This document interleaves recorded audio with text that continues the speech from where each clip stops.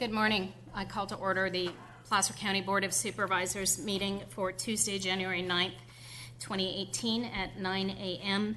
I am opening the meeting this morning in honor and in memory of Tamara West. She was a Forest Hill resident, mother, wife, member of the Forest Hill PUD. She passed away yesterday after a long battle with cancer, and we will miss her. She was a strong-willed, wonderful, unique woman, and it's a real loss to all of us in the community. Okay, having started the meeting by crying, we're going to go to the flag salute, led by Supervisor Durant. I pledge allegiance to the flag of the United States of America and to the republic for which it stands, one nation, under God, indivisible, with liberty and justice for all.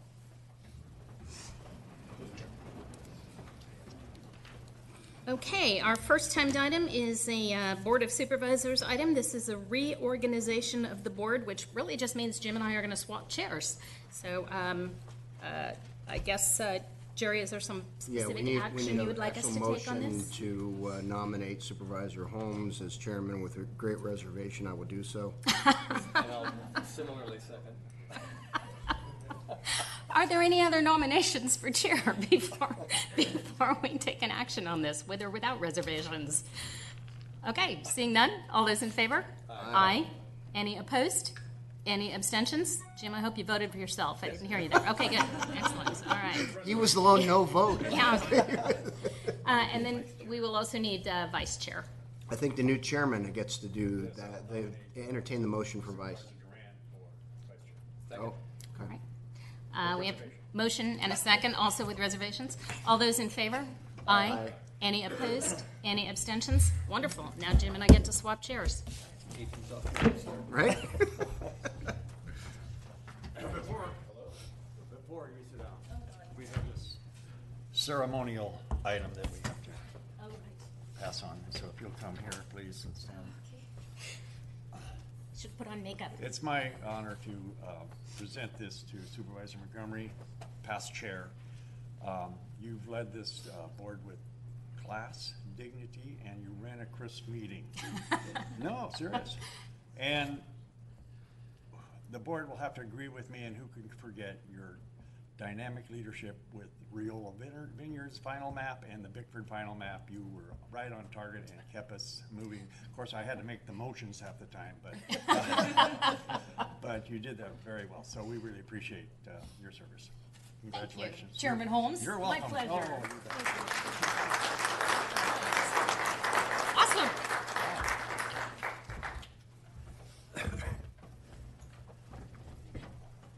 Okay, what's next? We're going to go on closed session? Yep. All righty, we're going to go on closed session. Jerry, would you? We're getting into closed session. We got people watching at home. I hate for them to think, look at Jennifer and think, whoa. All right, geez, okay. Growing a beard. All right. I'm kicking you out. With reservation? No. The board will now adjourn to closed session to discuss the item listed on page 1 of the agenda, an item of public employee appointment. I'd note that there's a second closed session that will be taken up at the end of the meeting. All right, thank you. We'll be right back.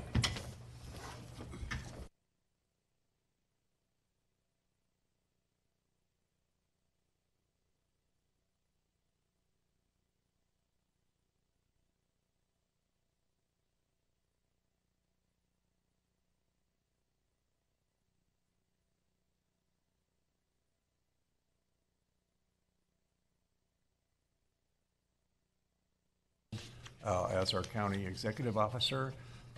He will begin his duties on January 22nd. He's from Colorado, will be coming out here next week, and I have several meetings lined up with him. So we're very pleased to have a new CEO, fairly young, and he's got a good background in government, local government, particularly county government. So the board is pleased that he is going to join us in by the end of the month.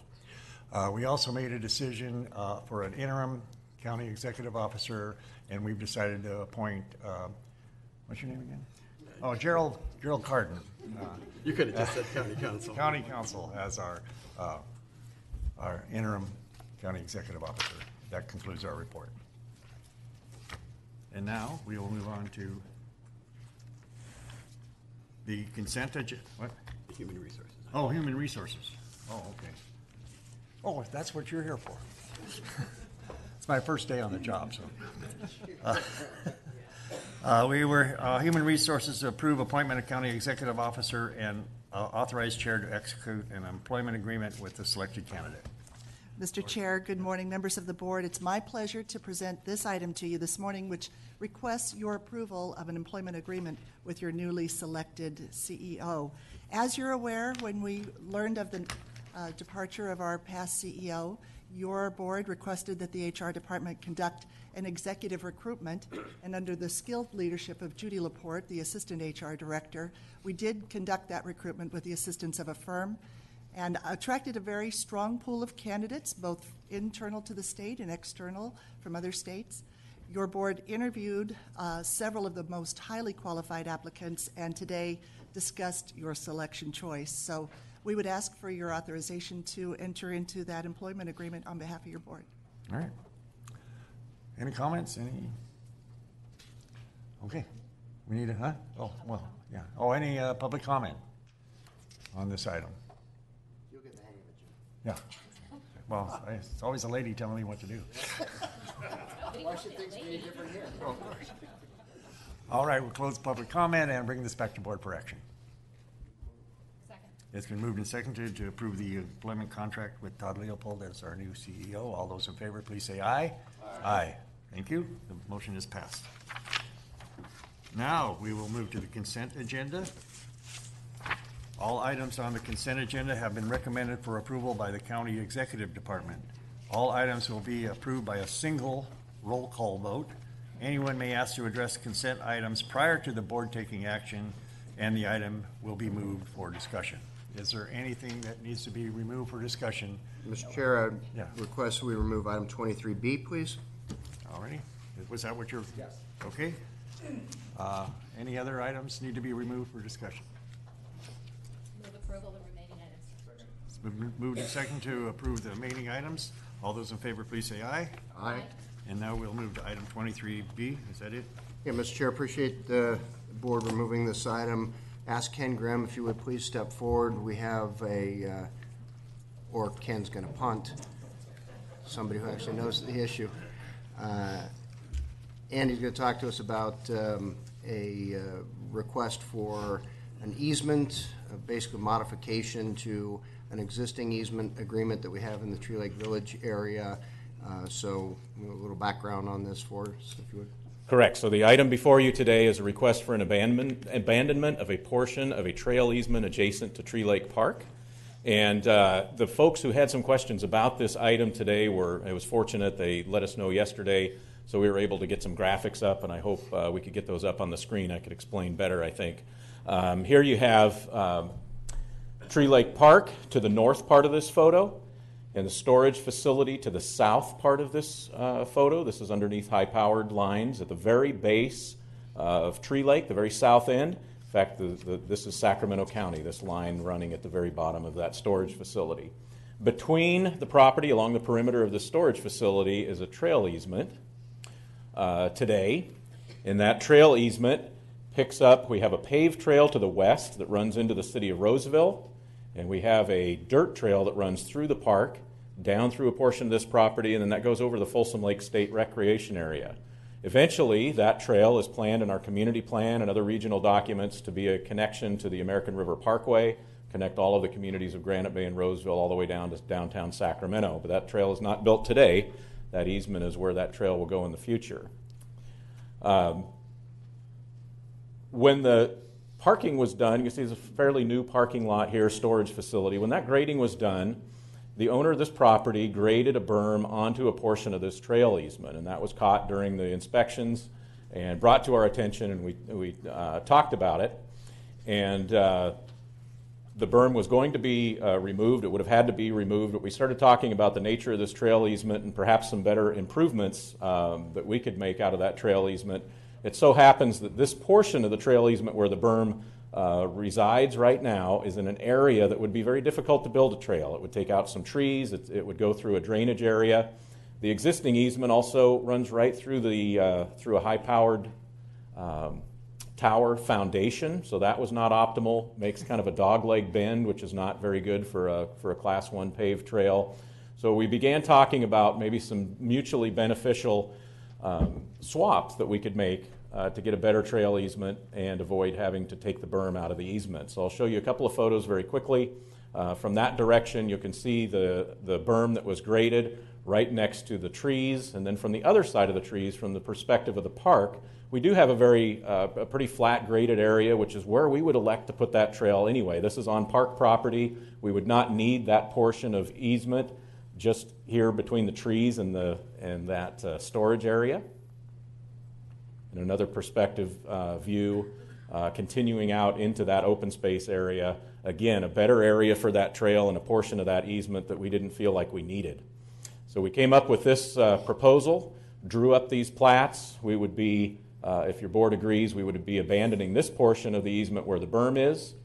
We would be gaining a portion of easement that would align better with the paved trail to the west, get a portion of easement that would make for a better transition around the dogleg, and a portion of easement that would get around that high-powered transmission line. And with all that, the county would be receiving a net increase of 3,847 square feet of trail easement, and the proposed abandonment would be 2,900 square feet. So that's the rationale behind the item before you today. And there is an agreement to do both of those things, to receive the easement. This is the next step in that process, to abandon it. Then we would record the easement. Okay. And Jerry, I know that there was some concern communicated to our board in writing regarding how this might impact, if at all, the ongoing legal issue around the expansion of the storage facility. Are you or somebody from your office prepared to address that? Yeah, the item before the board is not related to the litigation, and the litigation would not affect this item. The lawsuit is over whether the county's issuance of a building permit in October of 2016 was in violation of CEQA, so the only important information for the lawsuit is the county's actions in making that decision. As the document that you have before you today, the easement exchange agreement, shows that this agreement arose out of the approval of the improvement plans, and the improvement plans are not before the court in that case. The administrative record only concerns those documents up to the time of the building permit issuance. That's the only issue in the lawsuit. The petitioners sought to make a similar argument before the court. They sought a preliminary injunction. The court denied that preliminary injunction. Okay.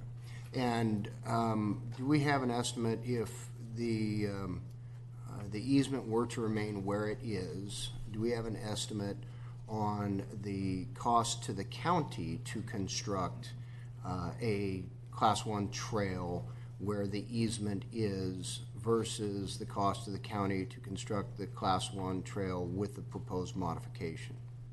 In exact dollars, no. The cost would be the permitting costs, probably, some construction costs, but it would probably involve more agencies, Fish and Game, the Corps of Engineers, where the proposed, if this were abandoned and we built it on the more upland side, we would not have to incur those costs. And I'm not sure exactly how we would get through the foundation of that transmission line without additional easement. We would have to buy additional right-of-way for that. So. There would be no way to actually build the trail through that foundation. We'd end up having to acquire this one side or the other. I believe that's correct, yes. Mm-hmm. Okay.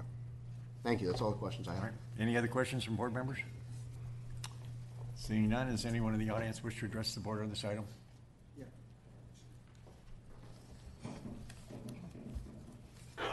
Good morning. My name is Bradley Cutler. I live at Parkford Circle, right across the street from the park.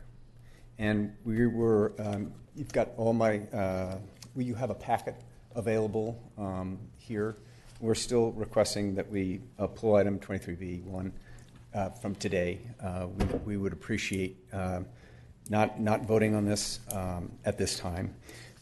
I think the biggest issue left on my agenda, because They did a good job of presenting all the facts to you, which I have a number of different slides that are superseded by these here.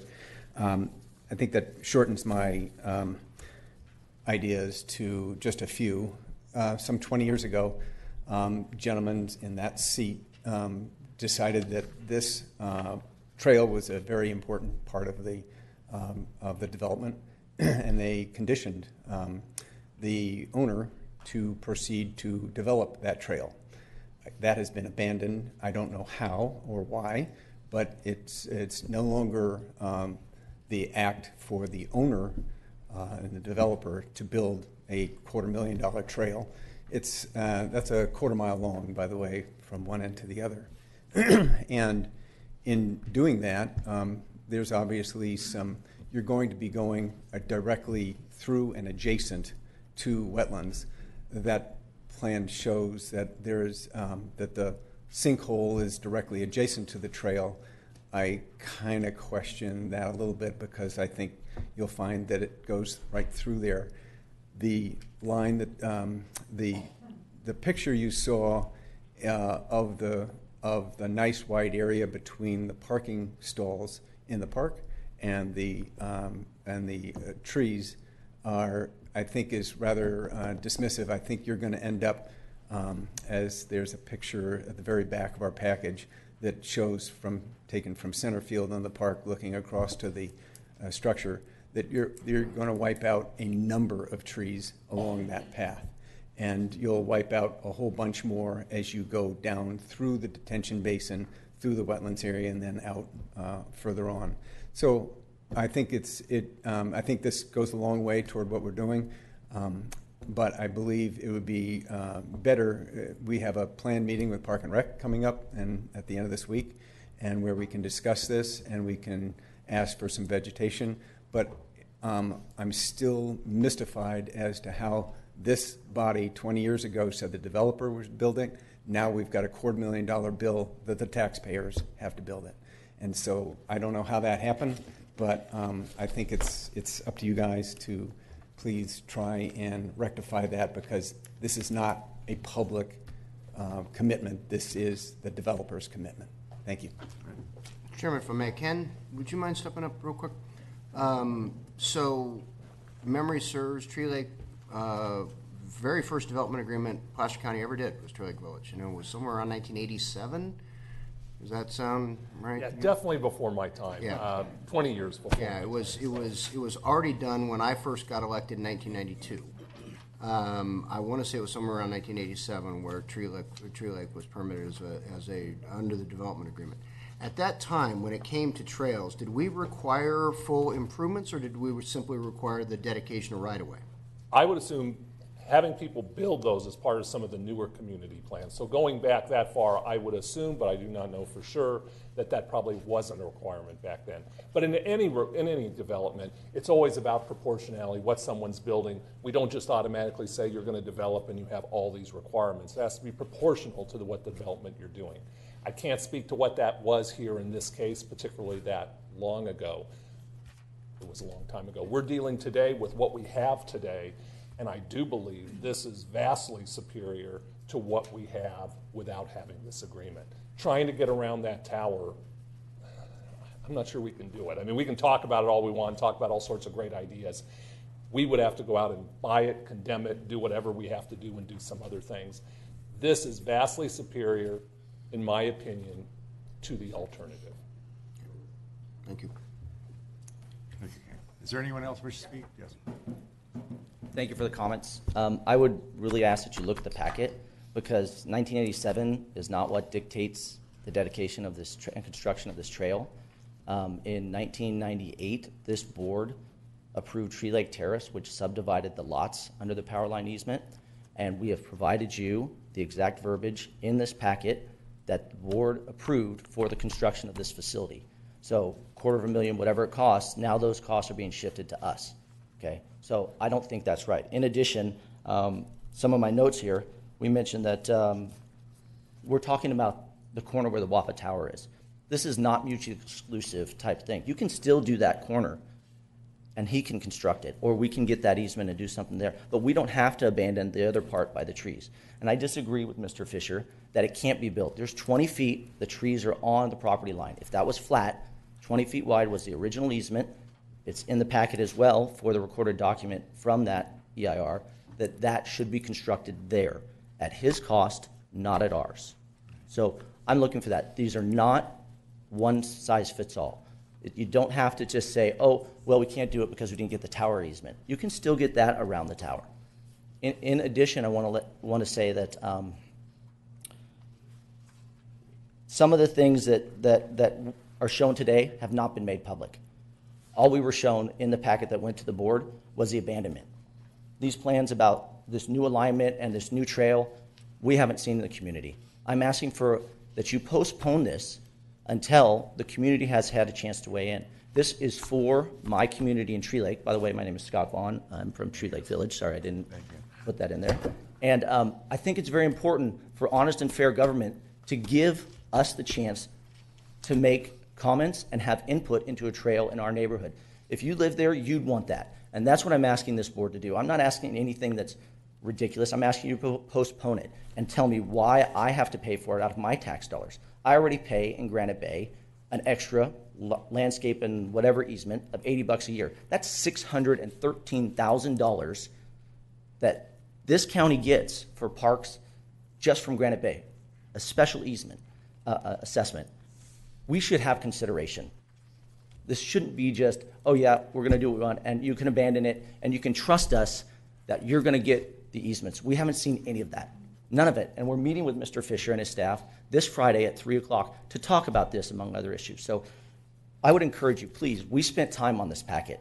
We were up late last night. We had homeowners, we have people who have tried to make it out here, but this is a difficult thing. Our time is valuable just like everybody else's. So please don't be dismissive. Please understand that we want to be heard and we want to be considered. So I'm not going to go through all the topics, but that's really what I wanted to say, that we look to this board for honest government and fair evaluation, and that's all we're asking for here. Thank you. Okay, thank you. Anyone else want to address the board on this item?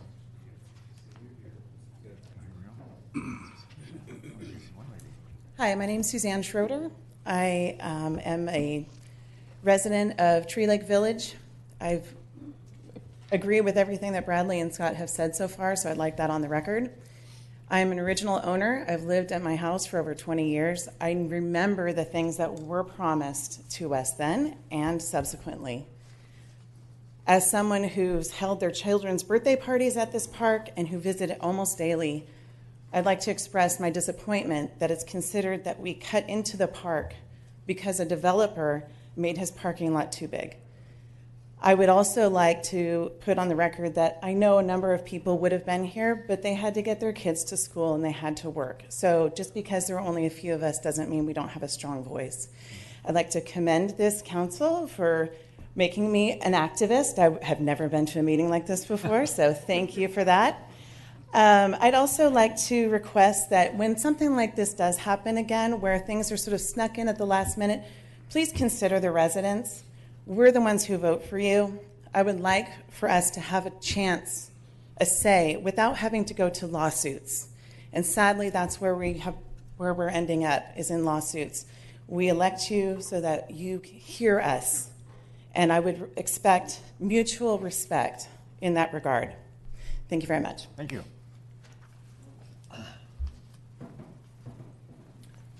Hello, my name's Dan Hubiak, and I'm also a Tree Lake owner. I also want to just back up what everyone else is saying here, and just want to just have you guys consider us. Thank you very much. Thank you. All right, anyone else wish to address the board on this item?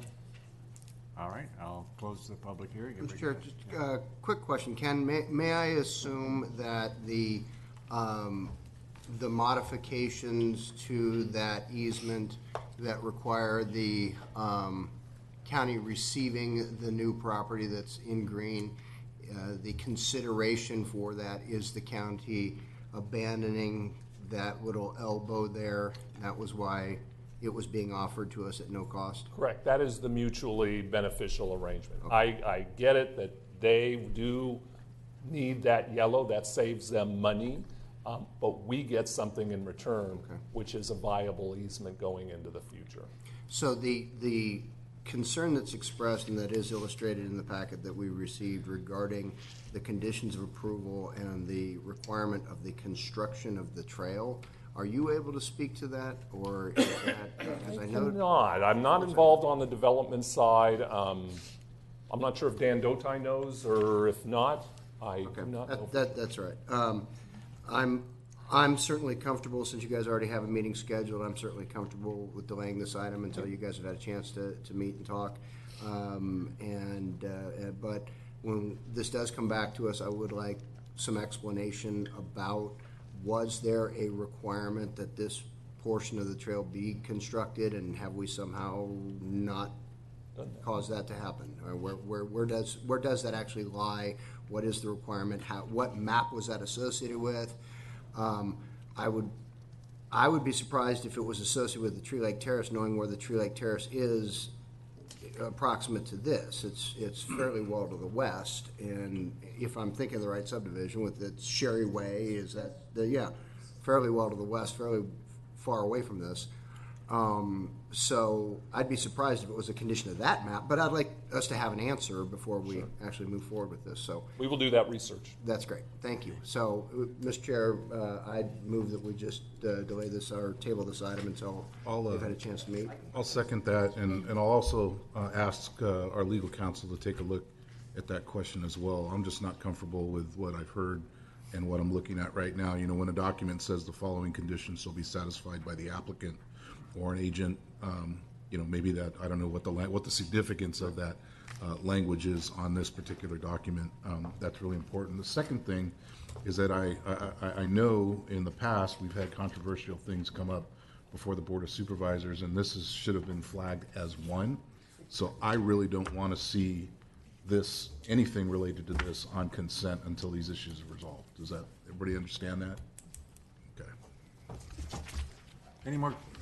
Supervisor Montgomery. Yeah, I just want to second both Supervisor Euler and Supervisor Duran's comments. I think there is enough confusion and lack of clarity around this issue that it was premature to bring it forward, certainly under consent. You know, lest the sheriff's office think I'm always taking them to task for not reaching out to us and having conversations ahead of time about agenda items. I'm going to say the same thing on this, and frankly on our legislative platform as well. I just want to remind staff how critically important it is to all of us on this board that we get full reports on these agenda items ahead of time, because frankly none of us likes having to have people show up and, you know, with torches and pitchforks, and we're all lovely, by the way, no torches or pitchforks, but you know, we don't. Close to the birthday party. Yeah, exactly. Yeah, I mean, we don't like being in this position, and frankly, we don't like having to put you guys in this position to have to show up on, you know, an otherwise busy day and take time out of your own calendars. So just please, everyone, just be mindful. Let us know if there's agenda items coming forward that you think we might be interested in hearing. That's it. Am I allowed to speak again? Or no? It's up to the chair. What is it? Am I allowed to speak again? Yeah. So Supervisor Duran often says, if you're winning your argument in front of the judge, stop arguing. No, all I want to say is I could provide, the packet has much of the information that you're looking for that Mr. Euler you asked for. So if you need that, They'll have it as well. Thank you. we thought we did a complete packet. Okay, then we had, was that a?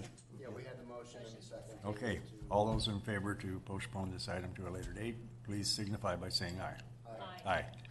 Okay. Thank you. Thank you. Thank you.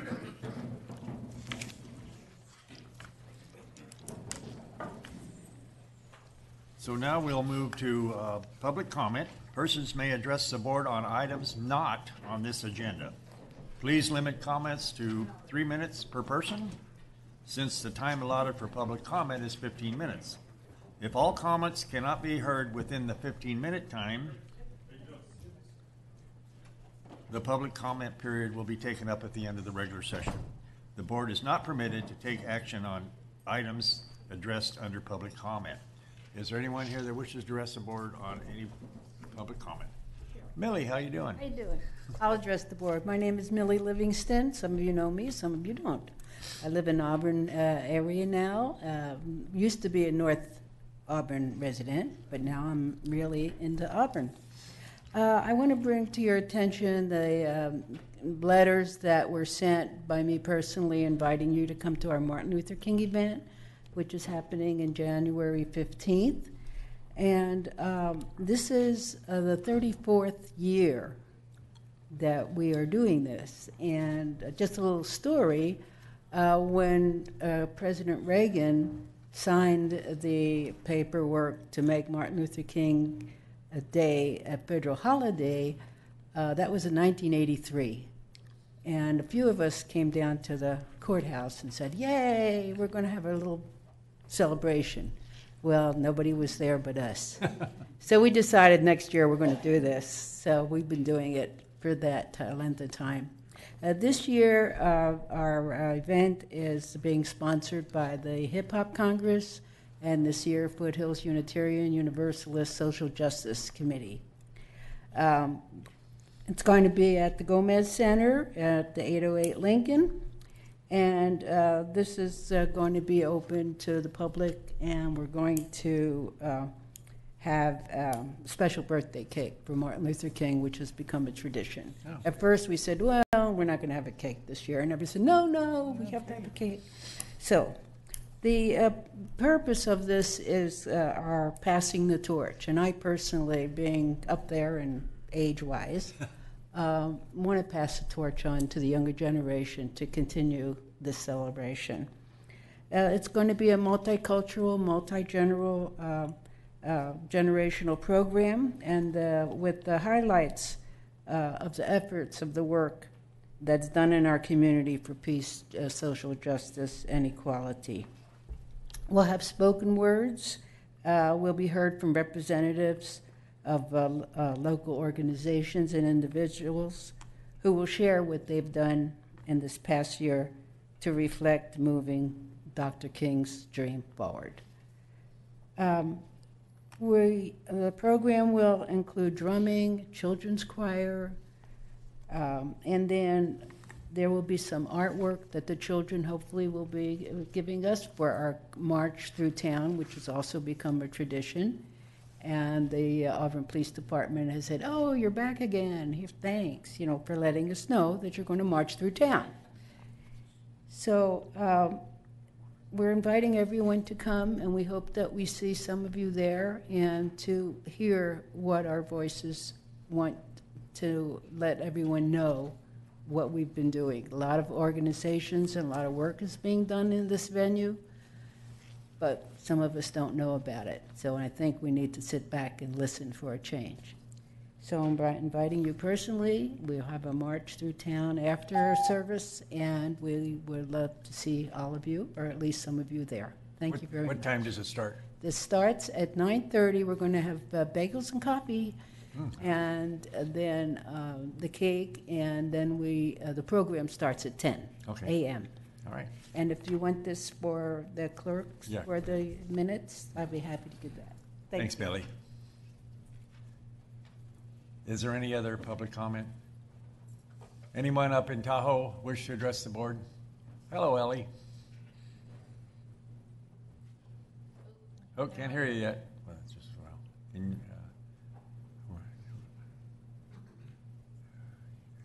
we can't hear you, so we're working on that. Can you hear us? Thank you. Good morning. Morning. Good morning. Thank you, Supervisor Holmes, for taking the helm again. Happy New Year to all the board members. I'm here this morning to ask the board to direct staff to talk to the design review people in Tahoe to conduct a design review on the Tahoe City Golf Course Clubhouse. I did send you the January 2nd public comment, and there are some concerns from the public that the applicant brought forward that there are other options. I do not believe those options were discussed or analyzed in the environmental document, and I think it's important that we get this moving forward if the applicant needs to move forward on this.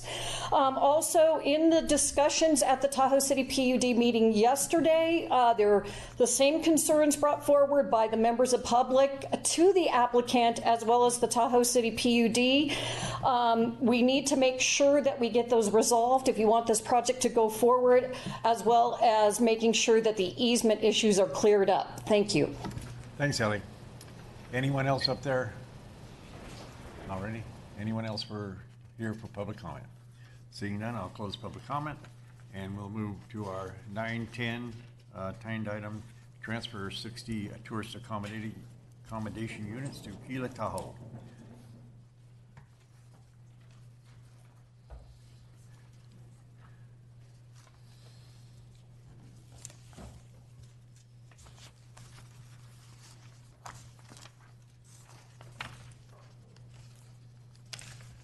Good morning, Ms. Merchant. Good morning, Mr. Chair, members of the board. Jennifer Merchant with the County Executive Office, here to talk with you about our proposed transfer of tourist accommodation units to Kila, Tahoe for the Tahoe City Lodge project, and I don't have a clicker. Now I do. Now you do.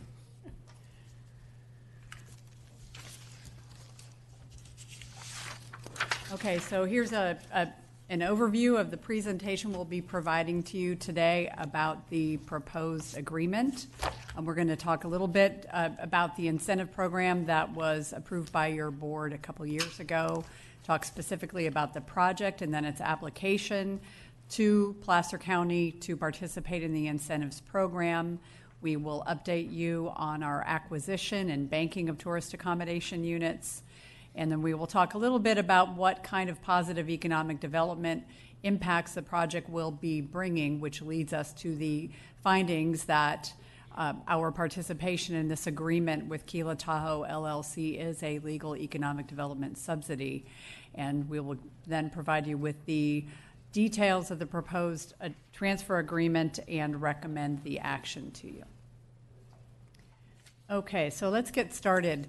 The incentives program came out of two studies that were prepared for your board back in 2015 that really demonstrate the extraordinary costs of development in the North Lake Tahoe portion of the Tahoe Basin.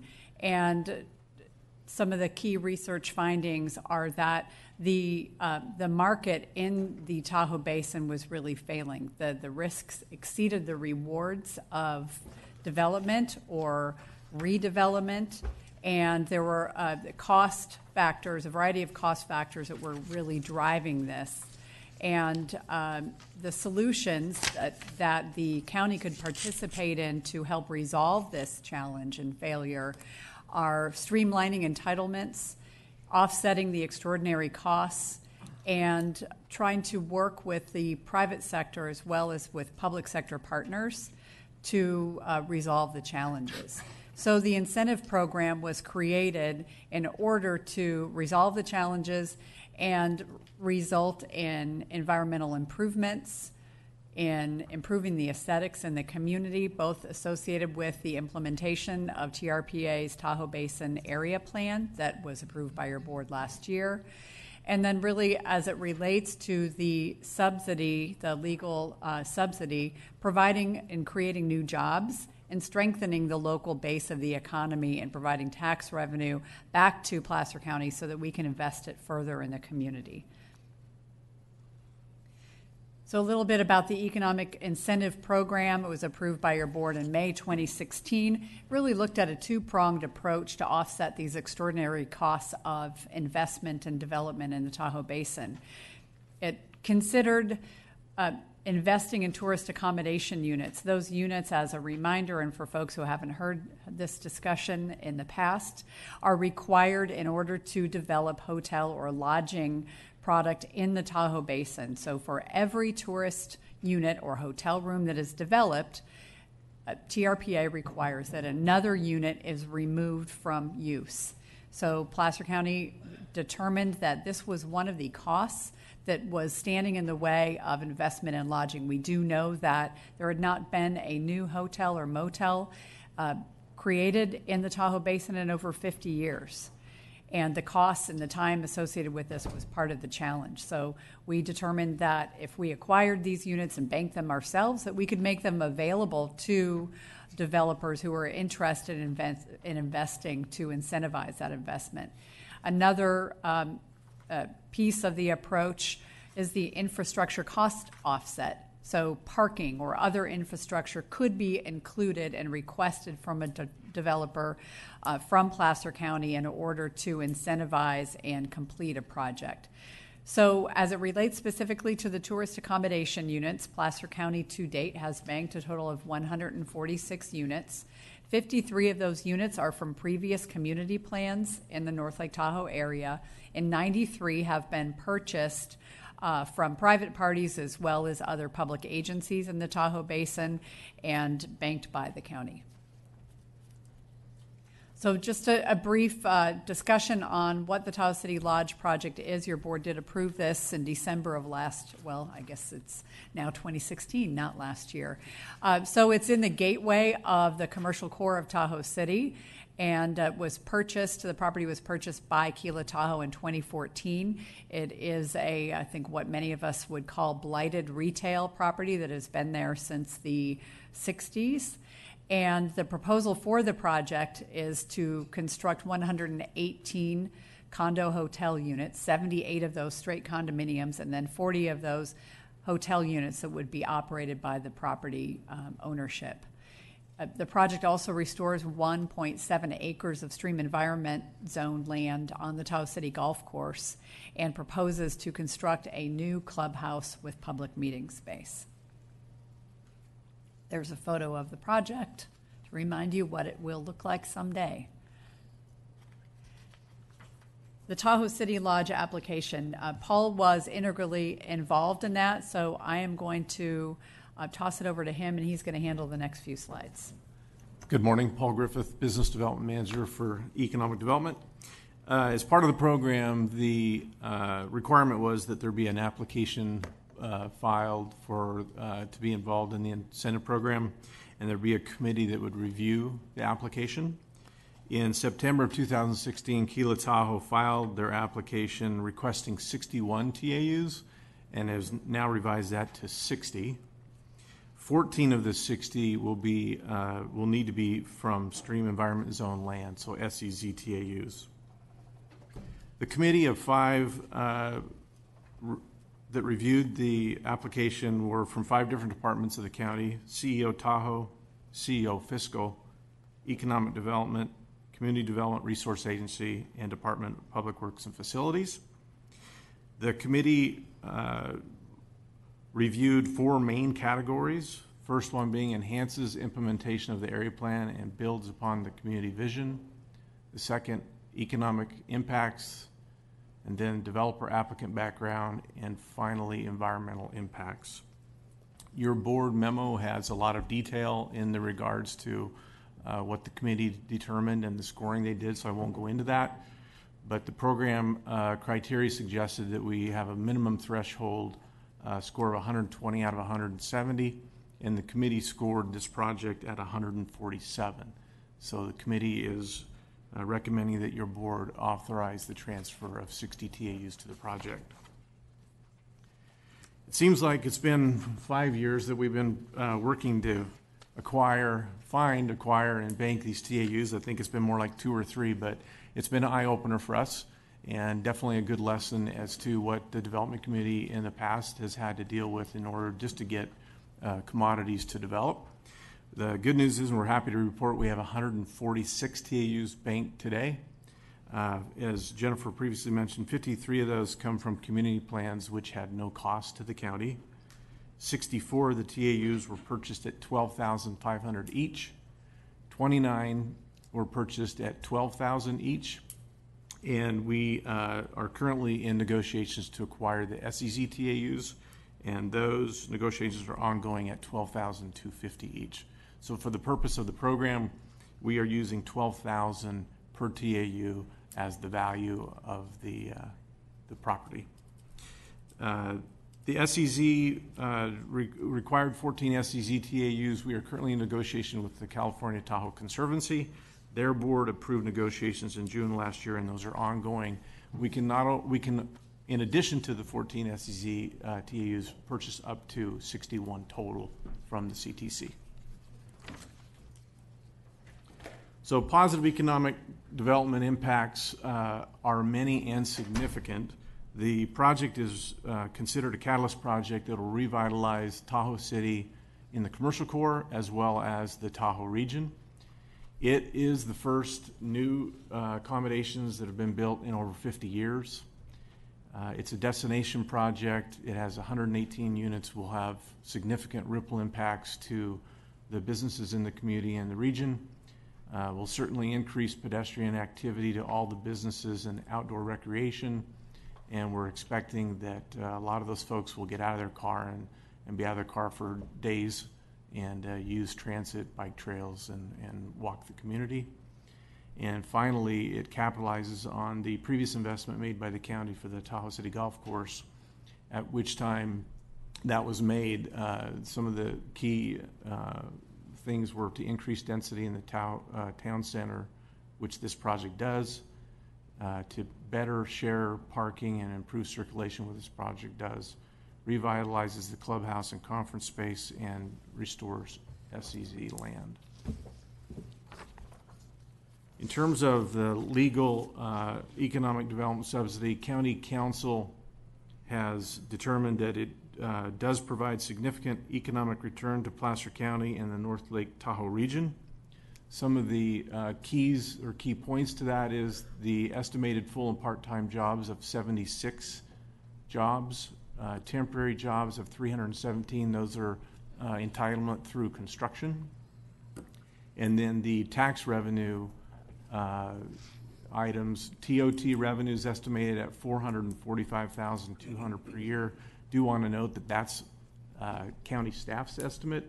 I think you would hear from Kila Tahoe that they're expecting that to be much higher.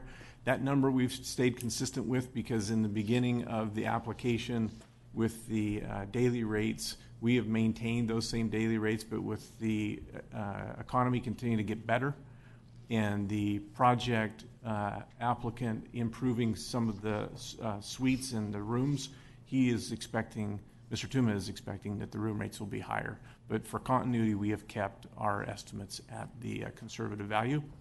The estimates for sale tax are $250,000 a year and property taxes at $500,000 a year. When we talked to your board about the incentive program before we had a specific project, we made it clear that we were taking a very conservative view of all of the tax revenues, and we still are. We do not have any indirect or induced revenues included in any of our calculations.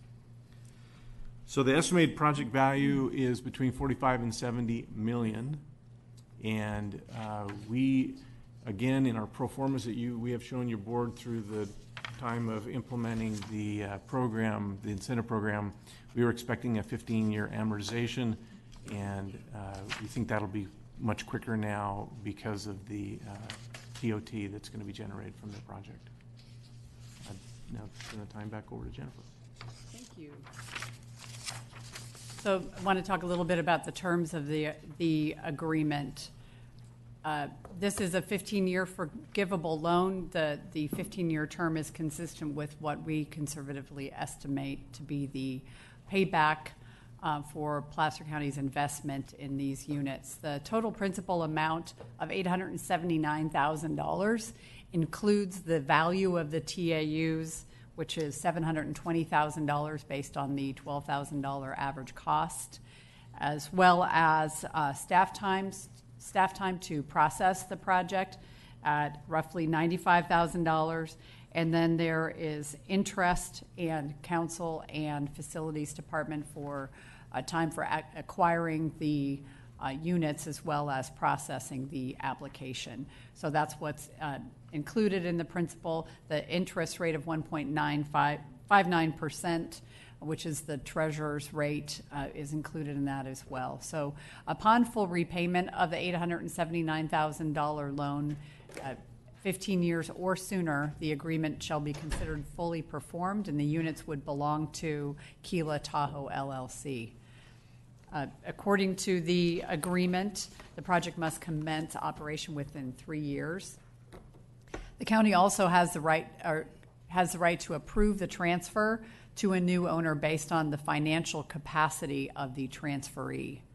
Kila Tahoe will provide a unique tourist accommodation unit and TOT identifier for each TAU so that we can track and ensure that TOT is being remitted to Placer County for overnight stays of 30 days or less. And Kila is also will be providing audited TOT collection reports on an annual basis.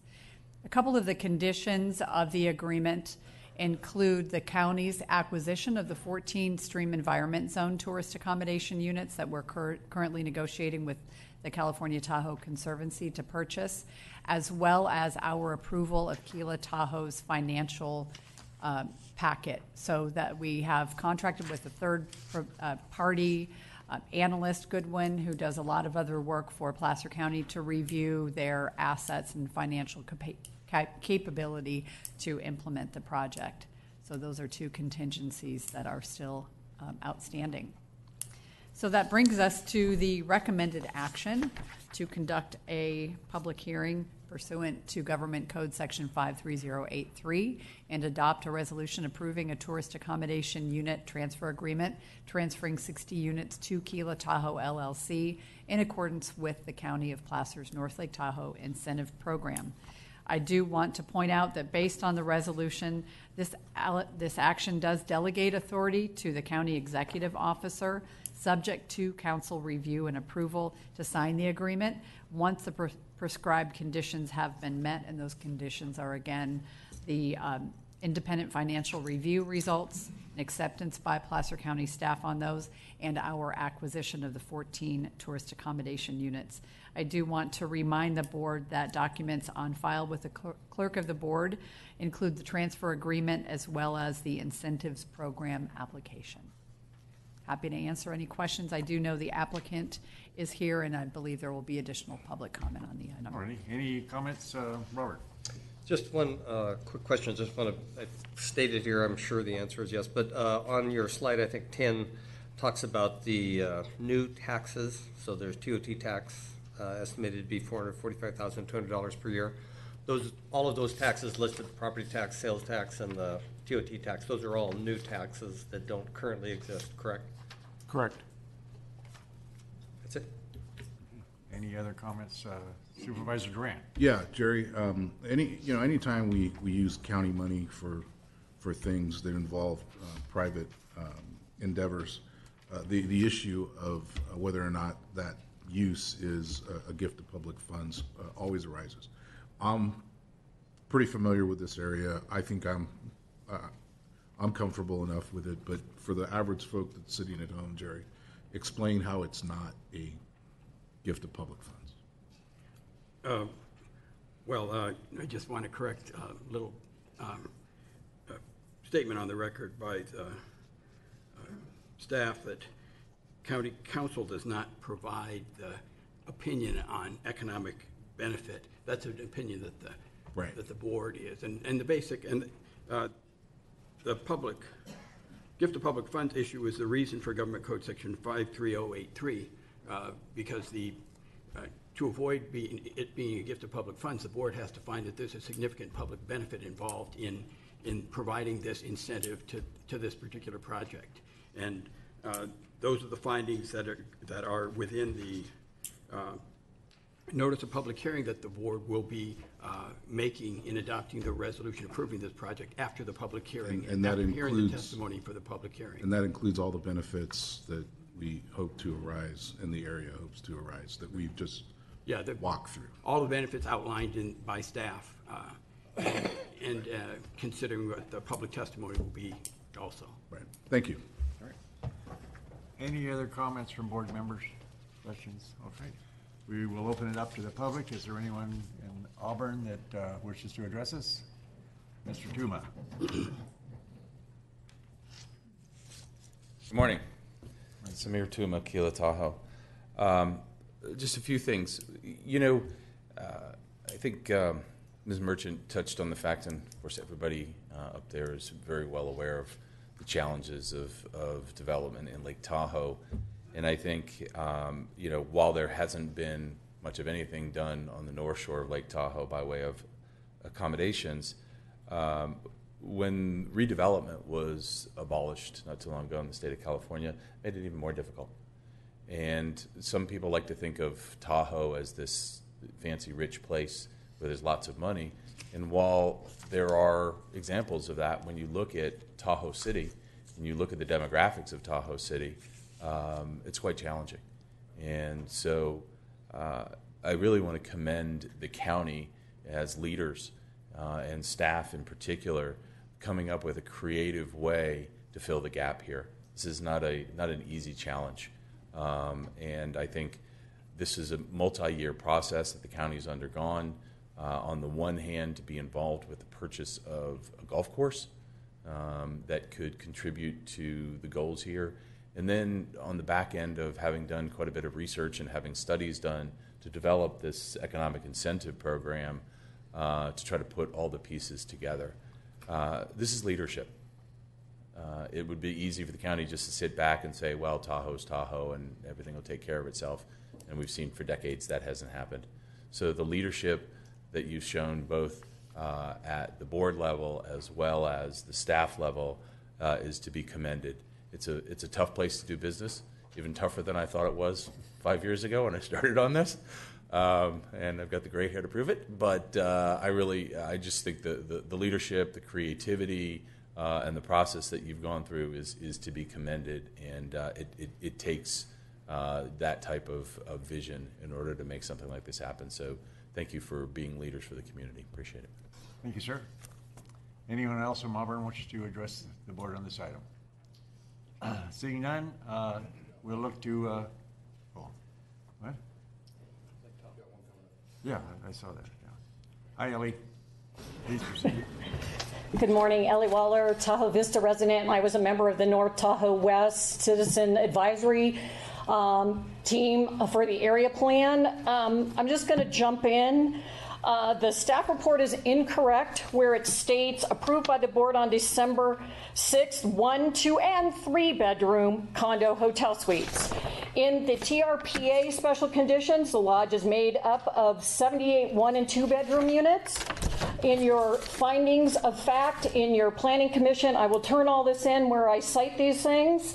118 units with a mix of rooms of 1 and 2 bedroom suites, hotel amenities, no 3 bedrooms.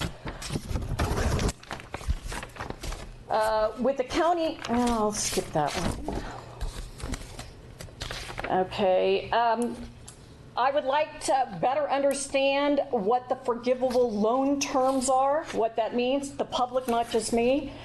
How long has the county granted the applicant to get time to get the letter of credit and financial feasibility verification?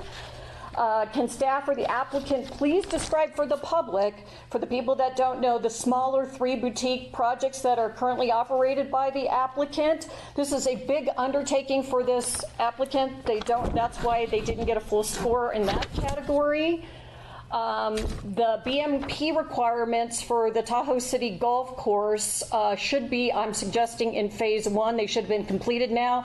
And since Placer County is a member of that MOU, I think it weighs poorly that they're not completed. I'm trying to keep this short, so I'm looking through my notes not to go too far into other issues. I'm asking you not to grant this today. Why tie up a public asset until the resolution of the golf course issues and the easement issues are complete? Thank you. Thank you. Anyone else in the Tahoe area? Good morning, Mr. Chair, members of the board, Cindy Gustafson, CEO, North Lake Tahoe Resort Association, and also longtime community volunteer. And so I wanted to thank you for this opportunity to speak on this item this morning. You may remember, some of you may remember, that you appointed me to serve on the Tahoe City Community Plan Team about 30 years ago. And that plan team worked hard to look at how we could work on public improvements and redevelopment in the Tahoe City area. We ended up focusing on those public improvements such as sidewalks, drainage, stormwater drainage, bike trails, and additional parking to help private redevelopment projects. Well, fast forward to 2012, and TRPA had to go back in with a new regional plan, really focusing on the urban areas because they had become blighted, they had deteriorated, and new projects hadn't occurred, despite all of the public investment that you and other agencies had already invested. We, as the North Lake Tahoe Resort Association, helped acquire the golf course. And during all of those public meetings, we called it the key to Tahoe City's future because it would facilitate both environmental redevelopment of the urbanized properties as well as creating an opportunity for continued recreation at that site. The partnership was broad-based in both public agencies, for public agencies and the North Lake Tahoe Resort Association. And while our board, the North Lake Tahoe Resort Association board, doesn't take positions on specific development projects, I can assure you that we endorse the concepts and the assistance that's necessary to truly see economic redevelopment in our region. Tahoe City has the highest vacancy rate today that it has in the 40 years I've lived here, and I think it's key to our future that we start seeing redevelopment of these properties. So thank you for the opportunity to speak to you this morning. Thank you. Anyone else in Tahoe? Seeing none, no. Okay, we will close public comment. Ms. Merchant, did you want to respond to some of Ellie's questions? I saw you writing some notes down. I was writing them down in case you wanted me to. If you would like me to, I'm happy to. Yeah, if you don't mind. Sure. Well, actually, on the first one, on the 3 bedrooms, I'm going to ask the applicant to respond to that. That's something that's been in our staff report for quite some time, and I could be wrong about that. I apologize if it's only 1 and 2 bedrooms and not 3. You're absolutely right. You're not wrong. The original plan that went forward in front of the TRPA and the county was proposing 78 units, 78 condo units. Those are 1 and 2 bedroom units. In the interim, we have received some feedback from the marketplace that 3 bedrooms were desirable. So what we've done is combined some of the 1 and 2 bedrooms into 3 bedrooms. They will still be sold as 78 separate units, but they will have lock-offs. So the square footage has not changed. The only thing that's actually changed is we've eliminated 13 kitchens because the 1 and the 2 bedrooms before each had kitchens. Now the 1 bedroom that's part of a 3-bedroom lock-off no longer has a kitchen. So the square footage is the same. The impacts are less, but the market, excuse me. The market, there does seem to be a considerable demand for 3 bedrooms. So really, as far as all impacts are concerned, traffic, parking, usage, etc., it's the same or less. It's simply a way of marketing the units in a way that's more attractive. So there will be still 78 TAUs that are used for the suites or condominiums in addition to the 40 units. So the staff report is accurate. So when you say lock off, that means the single unit can be locked off and sold as rented as a separate unit. Yeah, Supervisor Holmes, typically what you see is a buyer of a unit, they will buy 3 bedrooms, and essentially they'll be buying 2 TAUs. And one weekend, the whole family will come up, and they'll use both sides of it. The next weekend, just mom and dad, the kids will come up, and they may rent out the other side. Yeah. And then the following weekend, mom and dad come up, and they rent out the other side. This optimizes the amount of TOT that's created because when the owner of that unit only needs to use a smaller portion, the other portion is available for rent to the public. Okay. Quite good. common. Great. Thank you. Thank you. Okay. The next question was, what are the terms of the loan? Would you like me to go back to those slides and review that? Well, I think it's 1.59%, right? Isn't that? Well, yeah. 15-year. That's right. 15-year maximum. Right. And I think as Paul referenced earlier, the applicant believes that it will be paid back much sooner, in fact, maybe in 1 to 3 years. Okay. So our estimates, using only a portion of the TOT, were quite conservative. Okay. And good. we did that intentionally. Right. I'm going to skip over other hotel projects because I know Paul can cover that. The Tahoe City Golf Course BMPs are not completed. That project, while funding to about $2.5 million was provided from Placer County to purchase that golf course, it is solely owned and operated by the Tahoe City Public Utility District. So I really think it would be most appropriate for the Tahoe City Public Utility District to respond to that. I can say that this project does include restoration of 1.7 acres of the property, but the BMPs are separate and required to be done by the property owner, which is the Tahoe City PUD. And then when is the letter of credit due? So all of the components of the agreement will be due prior to signature. So we will sign, the Placer County will sign that once the letter of credit is reviewed, and it's all going to be reviewed by council prior to signature. So they will make sure that it is not only approved to form, but that all of the documents that are included in the agreement are complete and acceptable. All right. And then the final comment regarding tying up tourist accommodation units, I do want to point out that while we have 146 units banked, this would use 60 of those units, and there would be 86 remaining. We are in contract with the California Tahoe Conservancy for up to 61 units, which could push us back to 148. So I think that, for other projects, which we're certainly interested in doing in the Tahoe Basin, there are units that would be available for another hotel project of this scale, and certainly others available for smaller projects that would want to redevelop or do infill. Thank you. So I'm confident that that's not a challenge for us. Okay. And then Paul wanted to answer the other projects. Yeah, in terms of Mr. Samir's Mr. Tuma, excuse me. Mr. Tuma. His experience. Very formal. He actually does have experience. He currently has 3 smaller boutique hotel projects. In terms of the scoring, though, the section that Ellie, I think, is referring to is that it says built projects of similar size.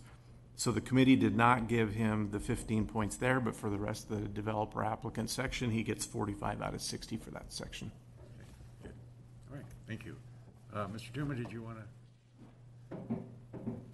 Just to fill in a couple of blanks, as far as the BMPs on the golf course, part of the discussions that we're currently having with the golf course involves repaving and redoing the entire parking lot that would be shared use parking. We've submitted improvement plans to the county, and those improvement plans do, among many other things, include providing the BMPs for that portion of the golf course that drains down to the parking lot. So that is something that's being addressed by the project. The one other thing that I would say, it's sort of maybe overkill at this point, but in terms of the TOT that we're projecting, our projections for the first full year of operation around $9 million in revenue. 10% of that is $900,000. While I completely respect and appreciate the conservative nature of the projections having been done by staff, I think you guys are in good hands. Okay, good, thank you. Any comments from board members regarding this? Supervisor? Yeah, just, we spoke yesterday, Jennifer and Paul, so don't want to revisit that, but just I'd like to get out for the public and hopefully solicit some direction from all of us on the board. So when we started this whole business with the TAU, thought it was a great idea, very supportive, have a very high regard for the vision of the project. I'm very supportive of that and excited about what it reflects. But I think what I would like also is a little bit more clarity and discussion about our policy with regards to TAUs. So on one end of the spectrum, if you will, as compared to another, if we were, my original vision that we would get into the TAU just banking business. So we would acquire TAUs, make them available to the market, and that would be a function that the government could provide, and people would acquire those, and it'd be like a revolving loan fund. And this isn't exactly that. It's a modification of that. So we have some new tax revenues. TOT tax, of course, by policy tends to be allocated by formula. And I guess what I would like, with concurrence of my board member, not contingent upon voting on this project today, but more full discussion as to strategically what would be an optimum TAU bank. So let's say, for example, should we have 100, 500 in inventory all the time? And that would be predicated on an analysis of potential projects that were available that could be facilitated, excuse me, if we had that bank. And then how would that bank be replenished? If it was a revolving loan fund, the applicant would simply just pay us for the TAUs, and we would have facilitated quite a market fee just by making sure that inventory was available. So this is a variation on that, and if my colleagues support that, I would just like us to come back with a further review of that kind of analysis. I'd make myself available to give you a little bit more detail as to what I would like, and I just feel comfortable more that we would have more of a sustainable, targeted economic tool that fit the basin with all of its opportunities, but special challenges. Supervisor Montgomery. Thank you. Jennifer, Paul, Samir, thank you very much for coming today and bringing this item forward.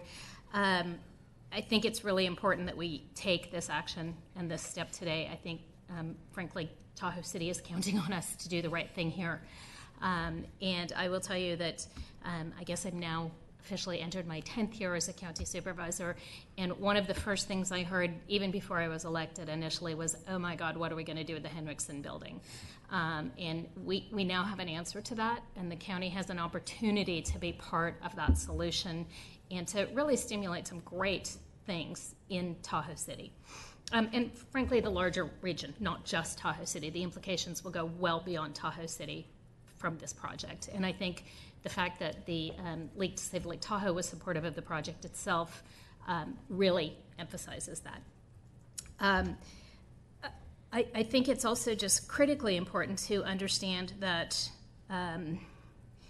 the idea of having a bank where people can just come to it and buy TAUs might make some sense, and I agree that we should absolutely take a look at that, but I think with redevelopment having gone away and sort of some of those underpinnings that used to exist to help stimulate redevelopment, this is an opportunity for us to step a little bit into that position and help communities that are struggling, whether it's, Tahoe or Sheridan, if someone, for example, would like to build a hotel in Sheridan.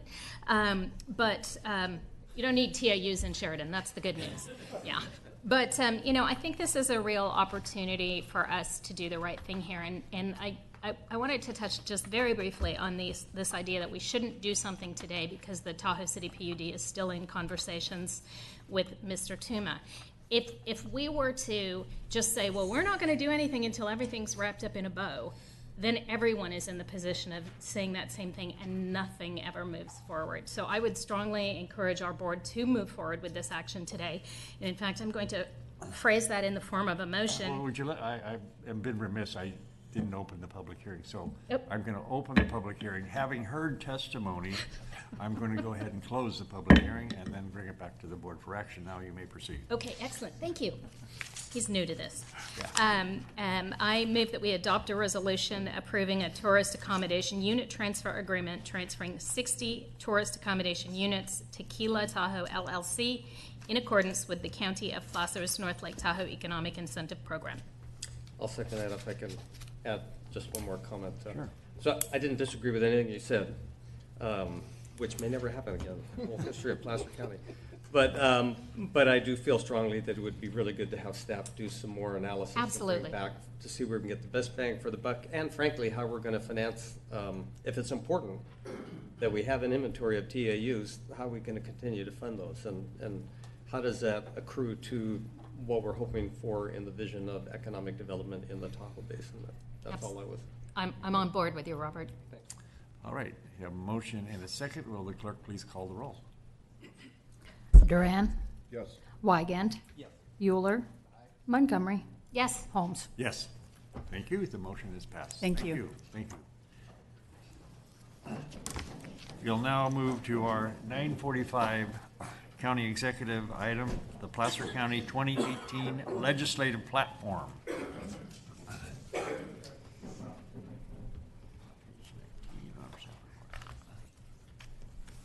Thanks for coming.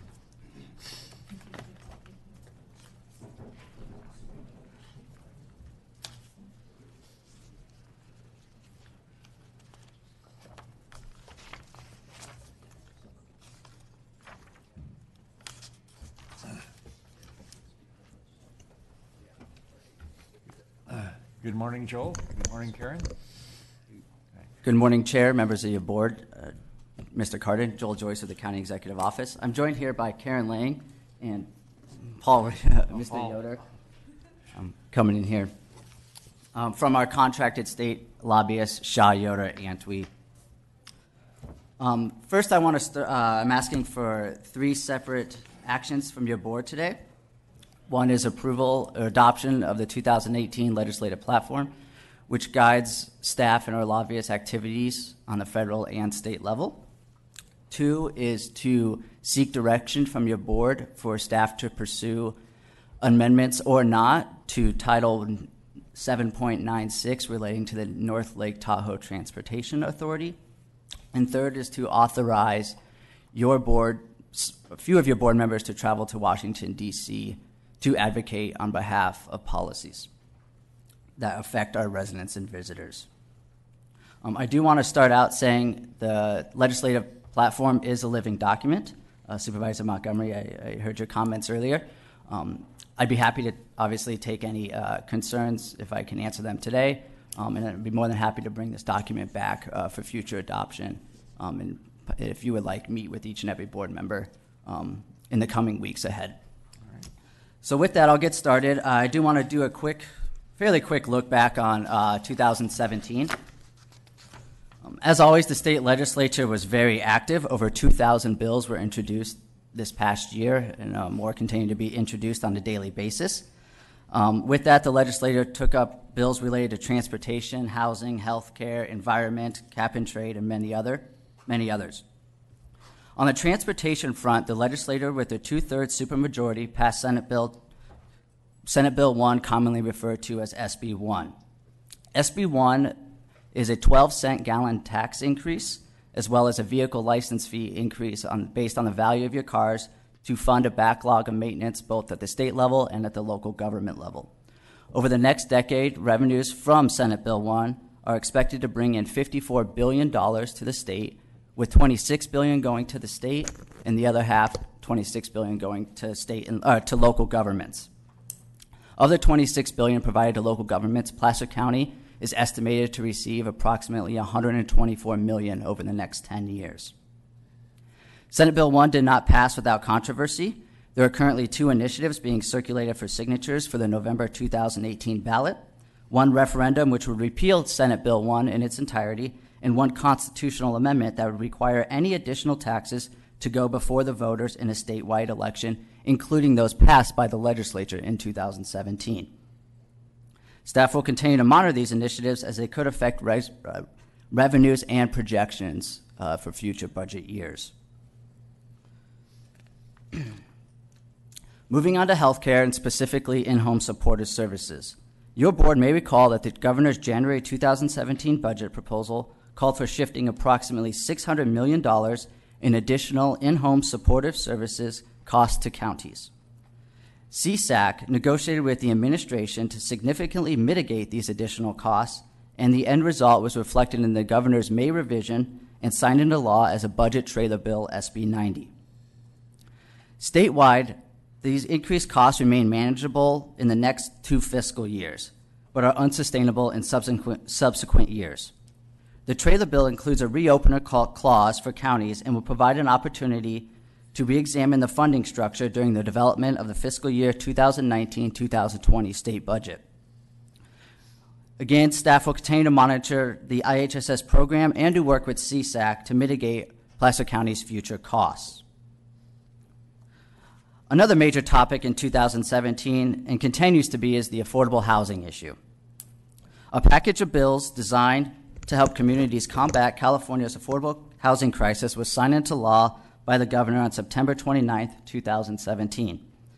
The approved bills take several different approaches to the housing crisis, including bills which provide more funding for affordable housing development, bills aimed at streamlining local government approval of housing projects, bills designed to restore local government authority to impose inclusionary housing requirements on private housing developers, and bills strengthening the state's anti-NIMBY laws. Two bills in the housing package, Senate Bill 2, known as SB 2, and Senate Bill 3, SB 3, provide direct funding for affordable housing. SB 2 establishes a $75 recording fee on real estate transactions, which is expected to generate between $225 and $260 million per year statewide. In 2018, this recording fee revenue, half of the recording fee revenue, will go to address the state's homelessness epidemic on a competitive basis with geographic equity. And the other half of the funding will go to governments to update planning documents, including general plans and community plans. Senate Bill 3 is a $4 billion housing bond that will go on the November 2018 ballot. $3 billion will go to funding for the affordable housing development through existing programs, all of which include counties as eligible applicants. And the remaining $1 billion will be used to recapitalize an affordable homeownership program for veterans. Additionally, and specifically, with your board's leadership, a bill was passed in April of 2017, which prevented sexually violent predators from being placed in counties where they have no family, employment, or residential ties. And that was directly as a result of the leadership of your board. Last but not least, you have cap and trade, which was formally extended to 2020, and Senate Bill 5, which is a $5 billion parks bond. The parks bond will be placed on the June 5th statewide ballot. And overall, $2.8 billion would go to parks, $1.2 billion would go to water projects. And it is important to note that no money in the bond would fund new dams or the proposed Bay Delta tunnels. Within Placer County, the parks bond specifies that the California Tahoe Conservancy would receive $27 million, and the Sierra Nevada Conservancy would receive $30 million. An additional $30 million is earmarked to protect and enhance California's local and regional outdoor spaces and would be appropriated through grants to local governments and funding for counties. This would include funding for Hidden Falls, et cetera. And additionally, $18 million within the bond is also included for county fairground improvements. Looking ahead to 2018, the state legislature formally convened on January 3rd. The governor is expected to release his January budget tomorrow, which Paul and Karen will go into further detail. And there are many known issues facing Placer County this year, should your board decide to approve the platform today.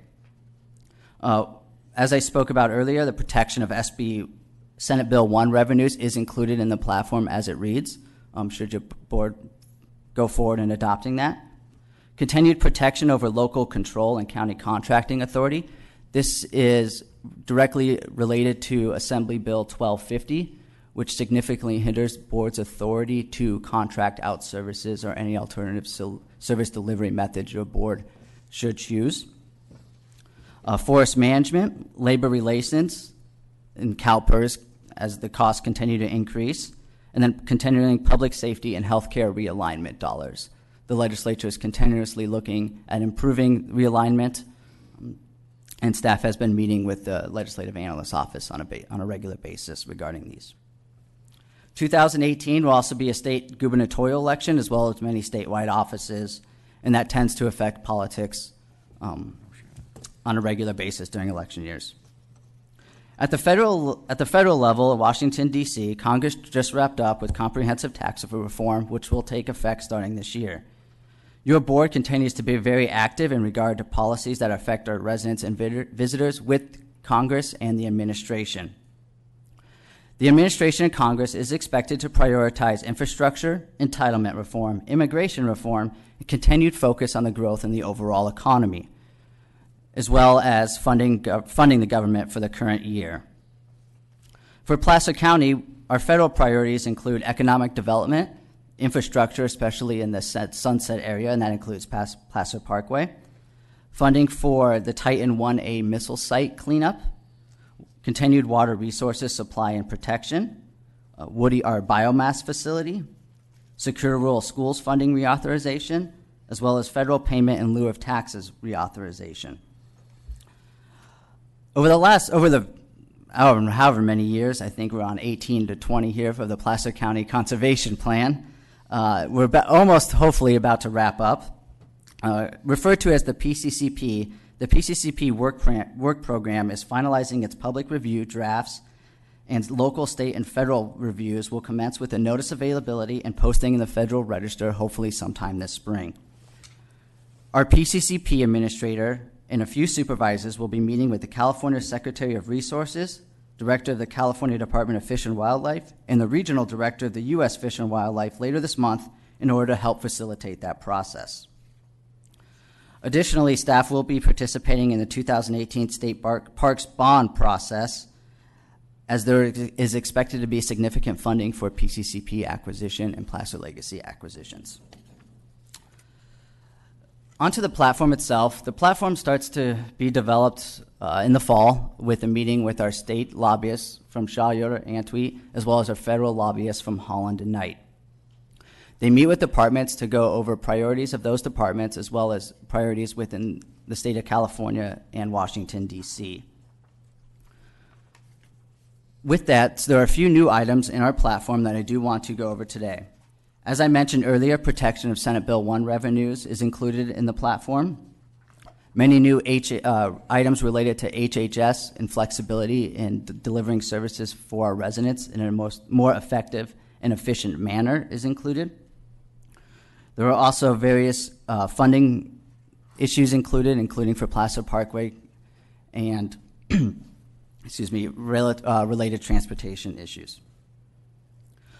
Before moving on to items 2 and 3, I'll stop right there and hand it over to Paul and Karen to fill in any gaps I may have, and I'd be happy to answer any questions after they are done. Good morning, Mr. Chair and members. Karen Lang with Shaw, Yoder, Antwi. Thank you for having us here this morning. Joel did a great job encapsulating what happened in 2017. It was a very busy year full of a lot of hallmark pieces of legislation. Whether or not you liked them or not is really up to you, but there were some major pieces of legislation that involved arm twisting to get to the 2/3 votes on more than one occasion last year, and it was just a very busy year. And the governor generally, we find, gets pretty much 99% of what he wants, and that happened last year. Over the interim, obviously, some machinations going on, and we came back to some vacancies in Sacramento. The governor last night called for the special elections for those vacancies. We don't know if there might be any more, depends on which stream of gossip you want to hear about, but there could be more. They're going to fill the 3 in the Assembly, and there's one senator who's taken a leave of absence until February 1st. After the investigation is concluded, he intends to return. So the Senate will be operating with exactly a 2/3 majority. The Assembly does not have one right now. We'll see if they can achieve that. The members that have stepped down were not in seats that were typically subject to a good challenge by the opposite party. So we think that once the seats are filled, they'll be with the Democrats again, and the supermajorities will be achieved. It definitely set a tone in Sacramento when they came back last week. So I think we'll probably all find our way together in terms of how the legislature is going to work this year. They're trying to build in some new protections for legislative staff, lobbyists, other legislators, and so we'll learn as we go with how they're going to unravel that. Just seems like it could be a bit of a strange year, and add into that it is the last year of Governor Brown's 4th term in office. Tomorrow we will see his final proposed January budget.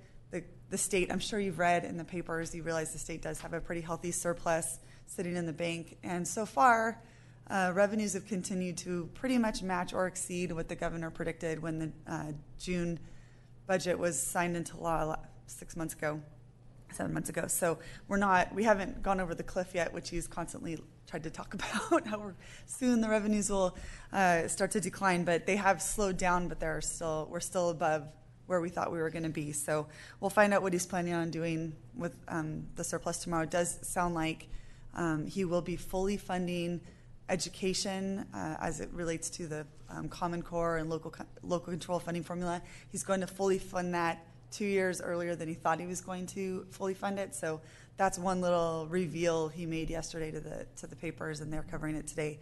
They like to do little tidbits here and there leading up to the budget to generate some anticipation. Most notably, already starting out in 2018, Senator Lara has introduced legislation that was developed in very close coordination with this county and the professionals you have working here to ensure stability in the insurance market as a result of what's happening with the fire risk and the way that insurance is starting to rate fire risk for folks inside of city limits. He was already working on that before what happened in the North Bay happened. You will probably be quickly joined by other counties who are hearing from their constituents about the trouble maintaining reasonable fire insurance.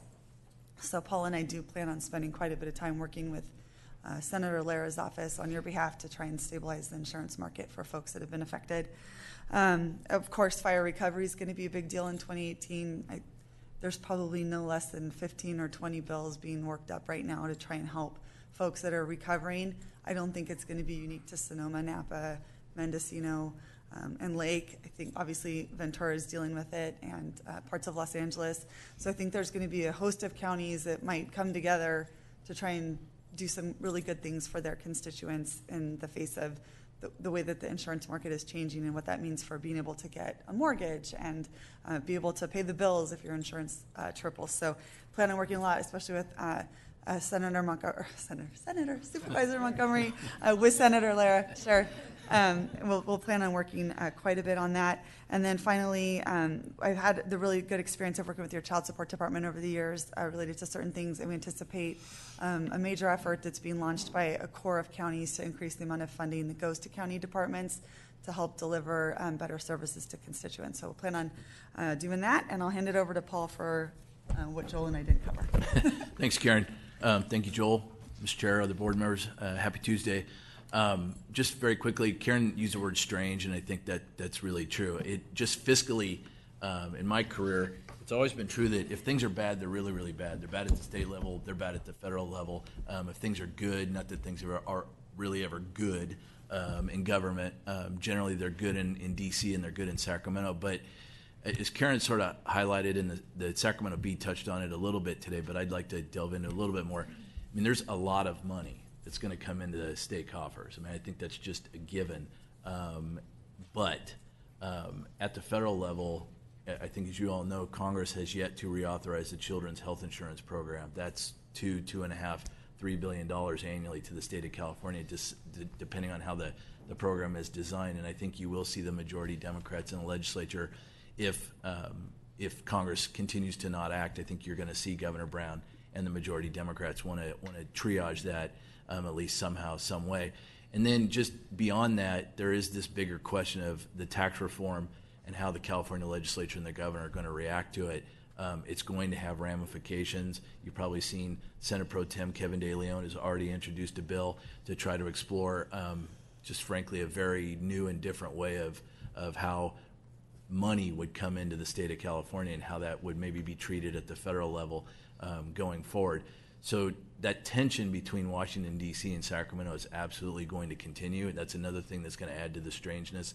And in addition to just the fiscal issues, on issues like net neutrality, where the FCC took a decision and took things in a different direction recently, there's already new legislation here in California to try to put some different kind of regime in place here in our state with respect to net neutrality. So whether it's fiscal or whether it's policy, that tension is just, it's real, and it's going to continue, and we're going to try to navigate it as best we can for this county and its citizens. So I'm happy to take any questions the board may have today. All right. Any questions? Supervisor Montgomery. I just really want to take the opportunity to thank Joel and to thank Shaw Yoder as well for the incredible work that you guys have done around this fire insurance issue. It's been, as you know, a multi-year process getting to finding, what I call that Goldilocks legislator, where just the right size, urban representation to partner with us as a more rural county. It's still going to be a huge push to get that ball up the hill.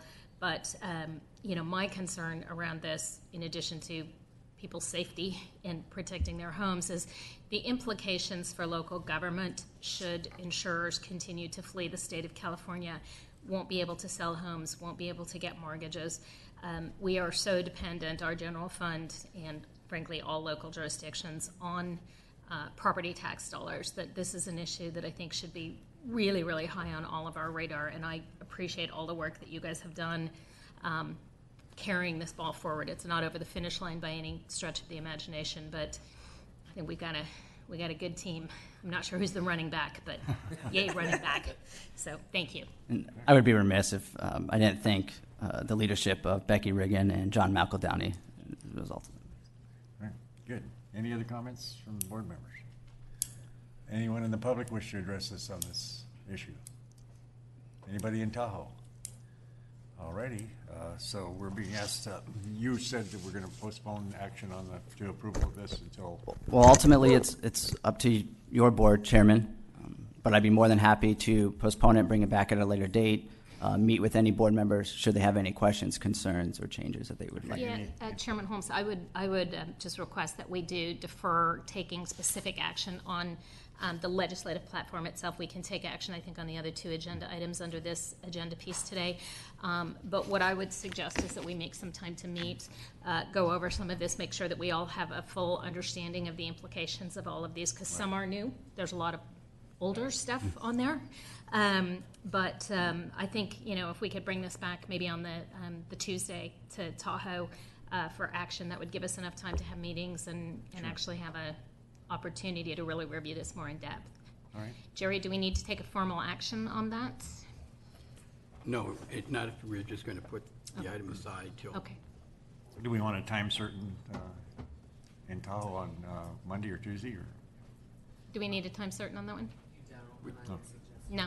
All Okay. right, good. All right. Let's just shoot for the Tuesday. Okay, fine. And then the item number 2 is provide direction on whether to pursue amending California Code Title 7.96 North Lake Tahoe Transportation Authority. Is there someone who wants to take any action on that? I thought that would be continued at Tahoe since it wasn't really covered in the staff report. Okay, we'll continue that. And then authorize members of the boards of supervisors and staff to travel to Washington, D.C. in 2018. Is there a motion to authorize that? Okay, it's been moved and second to authorize members of the Board of Supervisors and staff to travel to Washington, D.C. in 2018 to meet with elected and appointed officials of the United States to advocate for legislative and regulatory interests of the county. All those in favor, please say aye. Aye. Any opposed? Any abstentions? Hearing none. Thank you very much for your time this morning. Thanks, Joel. We'll be hearing back from you, right? Okay.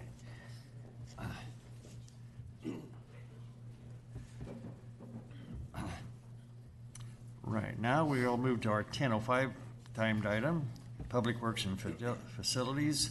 Mr. Darrell for the defense. That's right, for the defense, that's correct. Good morning, Chairman Holmes, members of the board. Andy Darrow with Public Works and Facilities. I'm here to request that your board hold a public hearing to consider annexation of parcel number 076-131-006 into Sewer Maintenance District 1. The property is located at 5900 Stanley Drive in the Christian Valley area. Anatoly and Marina Olesko are requesting this annexation of their 12-acre parcel in order to connect to public sewer. If approved, the applicant will be required to pay the annexation fee in effect at the time that they choose to make payment. The current annexation fee in SMD 1 is $6,344 per lot. This calculates to a total annexation fee of $25,376 since the zoning of this parcel would allow the parcel to be split into 4 lots. Staff supports this request. In order to move forward, I request that your board hold a public hearing and at the end of the hearing, adopt the resolution in the staff report to annex this parcel into Sewer Maintenance District number 1. And with that, I'd be happy to answer any questions from board members before I open up the public hearing? Seeing none, we'll open the public hearing. Take any public comment. Is there any in the public that wants to address the board on this issue? Seeing none, we'll close the public hearing and bring this back for action. Second. It's been moved and seconded. Moved by Euler, seconded by Montgomery.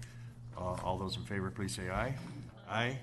The motion is passed. We'll now move to our 1010 Public Works and Facilities annexation to Sewer District number 3. Okay, thank you. Good morning again, Chairman Holmes, members of the board. Once again, Andy Darrow with Public Works and Facilities.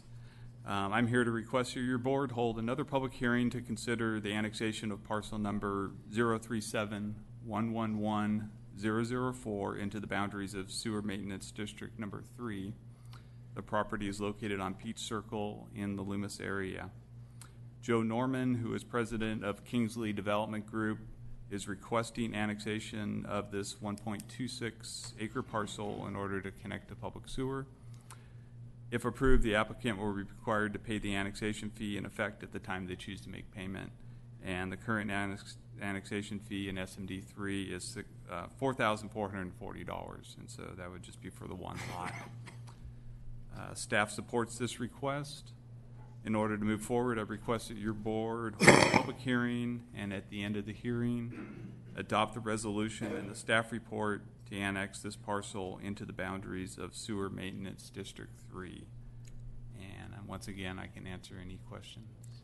Any questions from board members before I open the public hearing?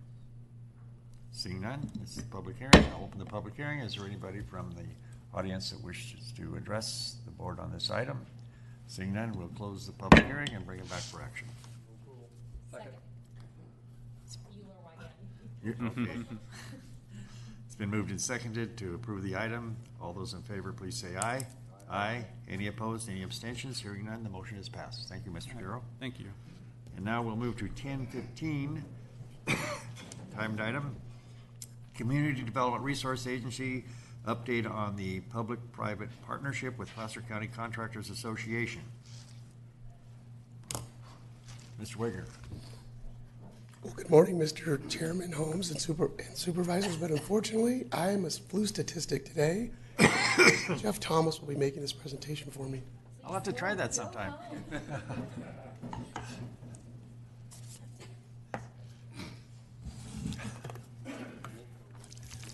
Morning, Chairman Holmes, members of the board. My name is Jeff Thomas, and I'm here on behalf of your Chief Building Official, Tim Wagner, and the Building Department to share some exciting news about a new program that we're about to embark upon. But before I unveil this new program, I want to make sure that your board is aware of the building team is continuously working towards improving programs that help the community build their dreams. And over the past years, the building team has developed programs such as PASS, which is an expedited commercial plan review process, the BETTER program, which is an expedited tenant improvement process, which even allows people to get their permit possibly the same day as they make their appointment. We've done online permitting. Almost any project can be submitted online. Most recently, we've made upgrades to that where now people can submit digitally their plans online, and we perform those plan checks as well. Folks can still come into our counter 5 days a week in Auburn and every Tuesday in Tahoe for over-the-counter projects such as decks, pools, patio covers, window change-outs, re-roofs, and so forth. We also have the Pioneer Program, which is a project where any project that has a valuation over $5 million, we enter into a public-private partnership with one of our previously approved third-party consulting firms. And the applicant chooses one of those firms. We currently have 13 approved firms. We enter into a contract with your board, the last one being Plumpjack. You might be familiar with when we came up to Tahoe. And they provide expedited plan review services and 24-hour inspections as needed through those programs. So moving forward, while these are excellent programs, today I'd like to share with you Placer County Building Services team and the Placer County Contractors Association have connected to even further better serve our community. While we've created this new program titled Linked, which will serve in a public-private partnership where the Contractors Association will be assisting applicants through the permitting process with submittal details right from the Placer County Contractors Association's office in Roseville. So how's this program going to work? Well, anyone can visit the Contractors Association in Roseville, where their staff will help them fill out applications online, scan their plans or attach their digital files, and pay the county's permit fees right online through the county's portal from their office. They'll even help you identify a contractor to complete the work if you so desire. This valuable service assists citizens, contractors, and business owners who don't understand or don't have time to complete the submittal process while giving them access to local licensed contractors to perform the work. Linked is a win-win program for the county, the community, and the Contractors Association.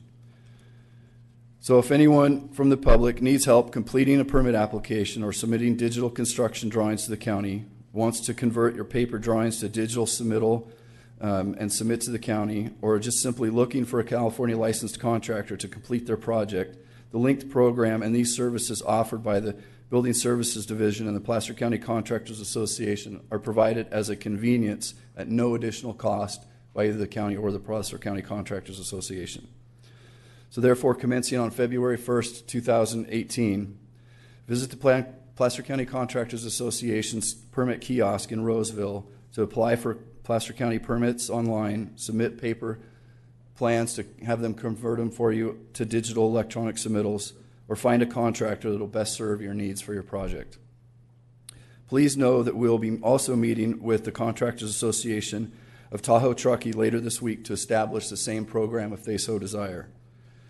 Before I close, I want to thank Jeff Henry, the executive from Placer County Contractors Association, for his vision in how to utilize his existing plan room to help Placer County and our community, and for helping set up this program. At this time, I'd like to take the opportunity to invite Jeff up so he too can share his enthusiasm about this program. Thank you. Thanks, Jeff. Good morning, Mr. Henry. Good morning, Mr. Chair, Supervisors, Senator. Yeah, that's going to be a Twitter feed. Thank you. This is really exciting. I've never wanted to be the association that kept pounding the hammer saying lower permit fees without doing something. So we've always been excited to work with Placer County. I know we're associated with 16 plan rooms statewide. We have the largest plan room network in the nation, really. Our plan room is actually the busiest in the nation, and you guys are the model of how it's supposed to be done. Everywhere we go and everywhere we try to improve the permit processing, we look at Placer County and we say, like this.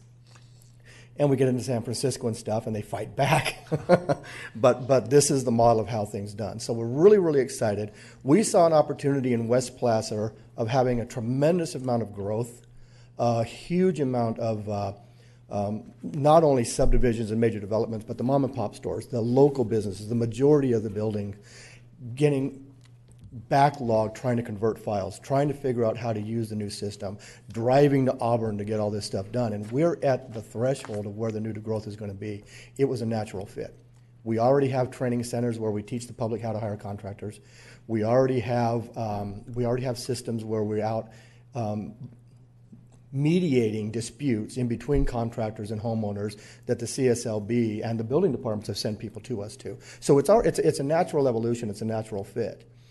So we're very, very excited to do this. We're very willing and happy to do it. We're a firm believer of not creating something new and setting up an entirely new system. We're simply utilizing what we've already done. We already convert. We already help the public. We already support them. So it's a natural fit to simply put a computer down there and have people come in. I also noticed you're plugged into the Tahoe region. We have a classroom, and we could put a screen in our classroom, and we could even facilitate some meeting interactions at the Roseville office as well. So you're welcome to use our facility. The public is welcome to use it. We're there in Roseville. We still support Placer County as our #1 resource. So do you have any questions? What are we doing? I have no questions. I just want to thank you for your vision and leadership for working with us to make this happen. It's really going to be a benefit, I see, to the mom and pops that want to. And that's our goal. Yeah. And I especially have to thank Tim because he can't talk back. This is something that we actually began talking with about 3 years ago. So when I'm saying that you guys are fast, that's fast. So thank you. Again, any questions, you're always welcome to give us a call. All right. Thank you very much. All right. Thanks, Mr. Henry. All righty. Any comments to staff? Okay. This is just an action item, so thank you very much. Sounds exciting. We'll now move to our 10:25 timed item. Update Enterprise Resource Planning Project. That's the ERP, right? Hello, Mr. Andy Zisk.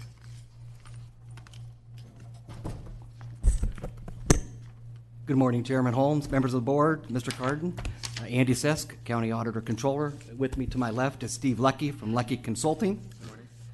Today we wanted to provide you an update on the status of the ERP project. Just to refresh the board's memory, back on February 21st, 2017, the board approved the county to move forward with a cloud-based ERP system called Workday.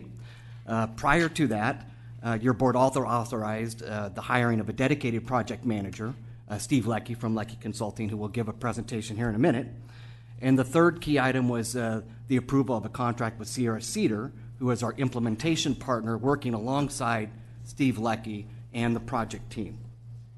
The project did kick off about a month after the board approved the contract in March. They've been going full steam ahead. We're in currently phase one. Phase one is the implementation of the financial system, the general ledger, so to speak. Phase two is the implementation of a new HR payroll system. With that, I'm going to turn it over to Steve to kind of give you an update on where we are with the project.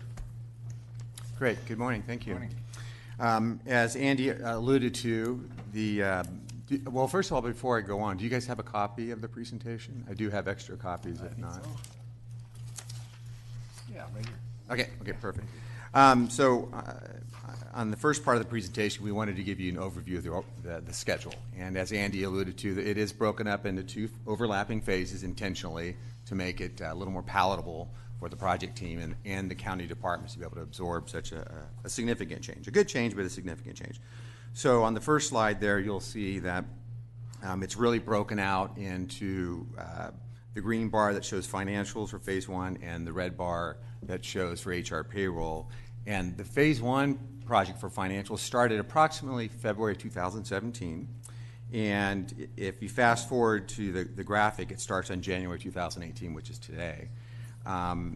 This month. And right now on the financials phase, we have just finished what they call the design and configuration and basic unit testing.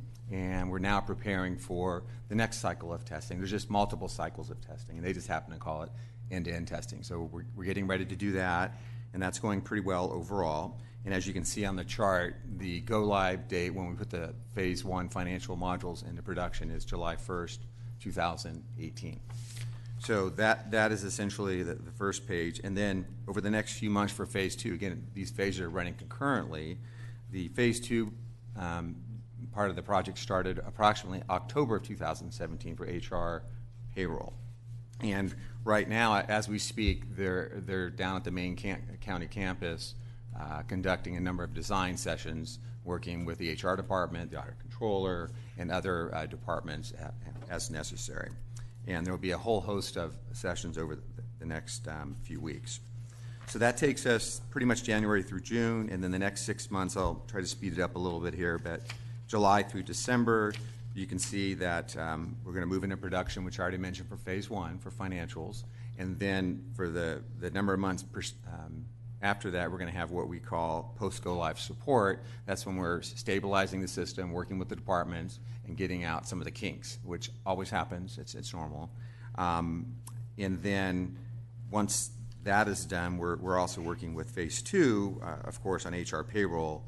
And some of the key points there is, again, more testing, but with payroll systems, you always want to do a little more testing. And so we do have 3 what they call parallel tests planned for payroll, which means literally testing all the employees for a payroll cycle 3 times for 3 different pay periods to make sure it does work. Good idea. And we'll find problems, I'm sure, early on in the cycle, and then we'll just have to make corrections for that. The go-live date for the phase 2 part is approximately January 1st, 2019. So that's the overall schedule, if you will. And then I wanted to speak to you about major accomplishments, and I won't touch on all these points, or I won't get done in my allotted time. But I did want to break it out by the phases. So phase 1 financials, a lot has been done.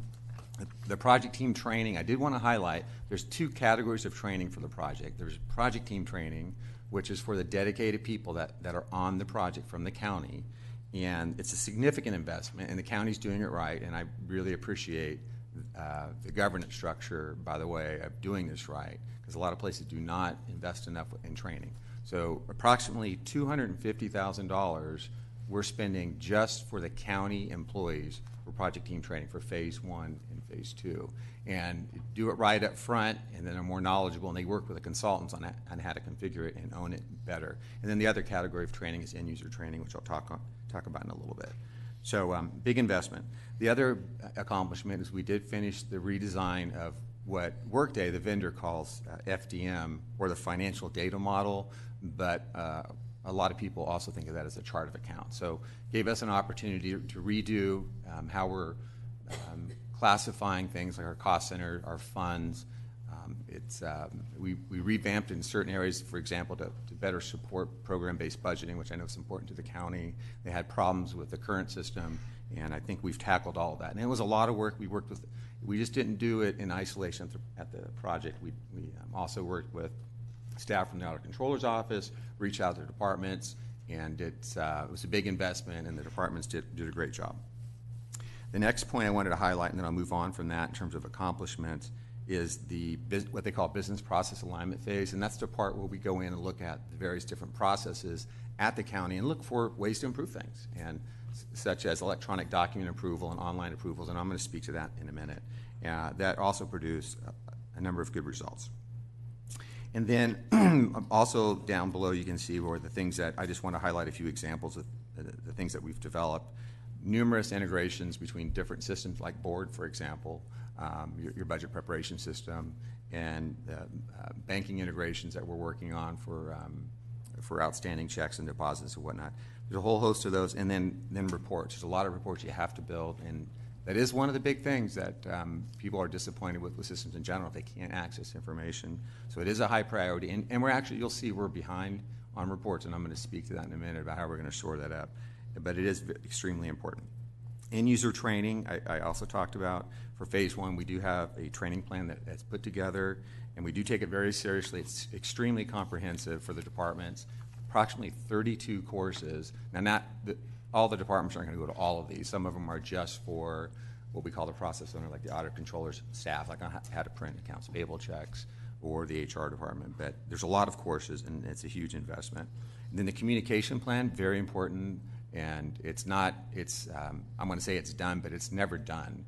It's just ongoing. And I think our team's done a really good job of reaching out, not just to county departments, but also the special districts. California counties are complicated to implement, and you do have to realize that. And I've done it a number of times, so I do, and the people at the project understand that. We've also had a number of focus group meetings with departments to make sure those that aren't heavily involved also have some involvement. And our next one, actually, for phase 1 is February 1st. All right, so accomplishments for phase 2, which is again the HR payroll side, and remember they're overlapping phases, and phase 2 started approximately October of 2017. So the project team training was also done for them. Well, it's not completely done, but the bulk of it's done, and they just finished their business process alignment, and we came up with a number of different process improvements, which I'm going to talk about here shortly, and the planning phase was finished recently with a detailed project plan to move us into the next 10 or 11 months to take care of that. So moving on, in terms of the next slide, when I talk about business process improvements, we just use the term or the technique on the project. We create issue papers on anything big, and it's a common sense approach. Here's the problem. How do we address it? What are the options? Sometimes it's system related, sometimes it's process related. And I just wanted to highlight a few here, and some of these are pretty big. I'm pretty excited about it, and the county's willing to take some risk in making it happen, including the guy to my right, the auditor controller. But just a couple of examples. One is exception-based auditing, which is the technique you can do with any system. It's not specific to Workday, but it allows for invoice processing, for example. We're going to start with the policy that anything $1,000 or less, we're going to the departments will be responsible for putting their invoices into the system. We'll scan them, and they'll have to approve them. Somebody in management at the department has to approve it. But when it goes to the auditor controller's office, they're not going to do a detailed audit of those smaller dollar invoices. Anything over 1,000, the audit controller is going to audit that, and then they're going to implement a policy where periodically they'll sample the smaller invoices and go out to departments to make sure they're following policy. So it basically, again, allows them to focus on their bigger things, and I think that's going to be excellent. We also worked on how to some of the issues with board integration. It's actually very complicated. I won't go into a lot of details. We did figure that out. Labor distribution's very important. You guys are a service organization, so we had to figure out how to get the labor cost from the current PeopleSoft system into the financial systems, because it's going to go live sooner than that. Another big one is electronic documents and imaging. This is huge.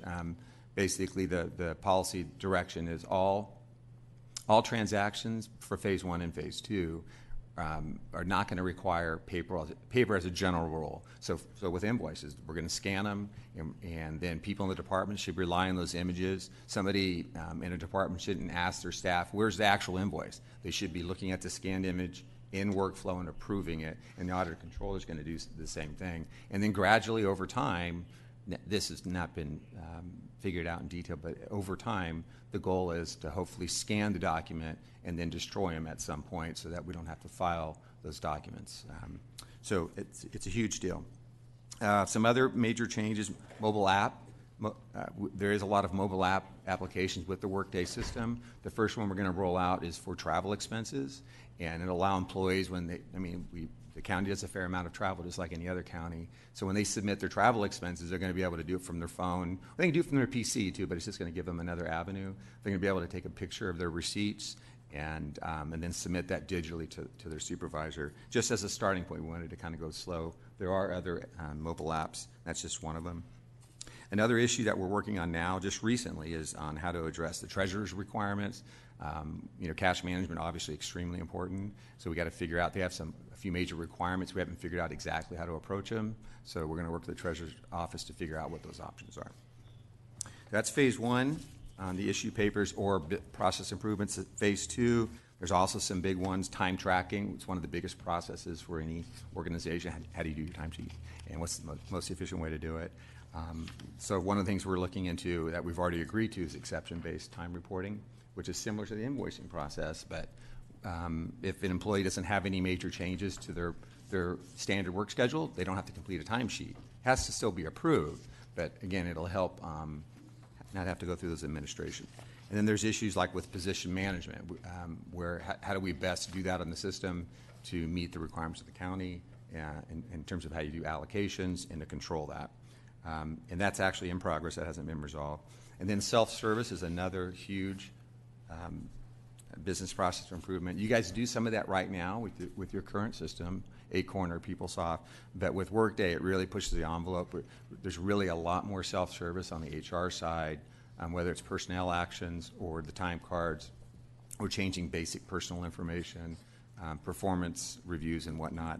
So that's going to be a change. It's a good change, but that is one of the big efficiencies that we're going to approach. Now I wanted to move to the overall status of the project. We have various metrics that we put together that I report to the governance structure, or specifically the leadership committee, and every 2 weeks. And the first one here on phase 1, you can see the different metrics in terms of schedule progress, scope management, change management. And we use a traditional color coding. So if it's green, it's all good. Yellow, it's a little bit of a warning, and then red, there's some action needed. So you can see at the bottom, red sticks out. It's not my favorite color.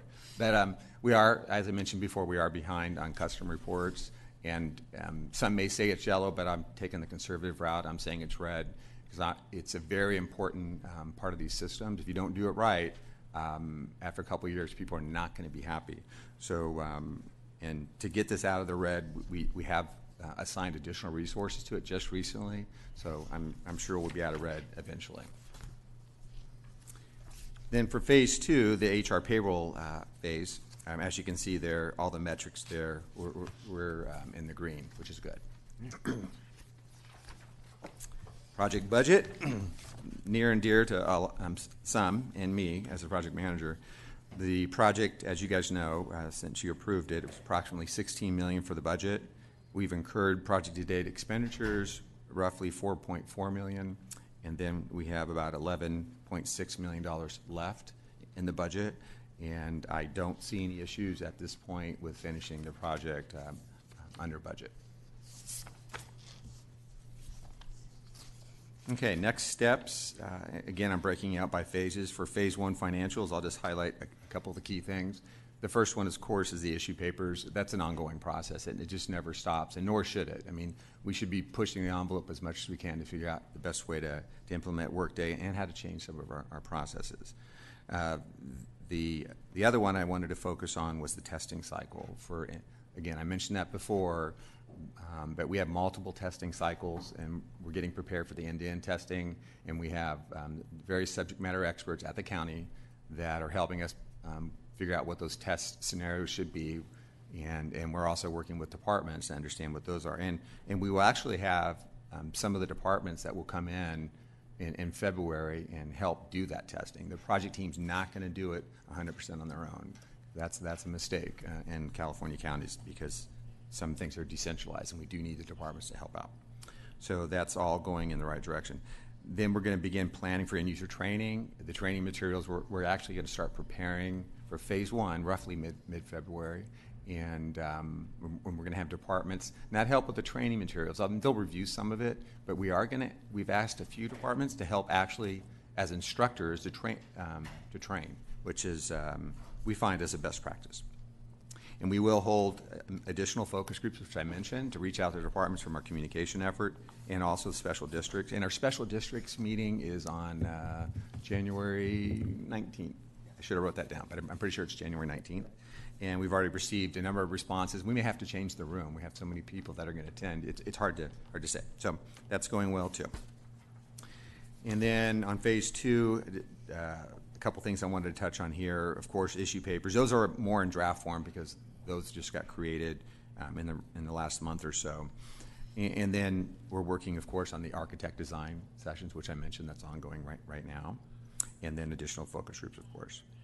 The very last thing, which is extremely big, is the support organization, as the term I use and many people use, about now that after we're done implementing the system or we've built the building, how do you maintain it? It's a huge system, and the best way to approach it is to start thinking about that midway through the first phase. And I actually volunteered to do the analysis with somebody on the project team and to figure out that the staffing that we're going to need to maintain this properly for the next 20 years. It's overlooked sometimes, but it's a huge effort to implement these systems, but you also need to maintain them, just like you maintain your car, changing oil, or maintaining a large building. There's different ways to do it, and we're going through that approach now to figure out the best way and the smartest way to do it so you don't have to go through this again in the future. So that's the status overall. I didn't go through a lot of details, but and I had a couple points just to emphasize and clarify before we turn it over to the board. We did spend a considerable amount of time on the financial data model, which is the chart of accounts.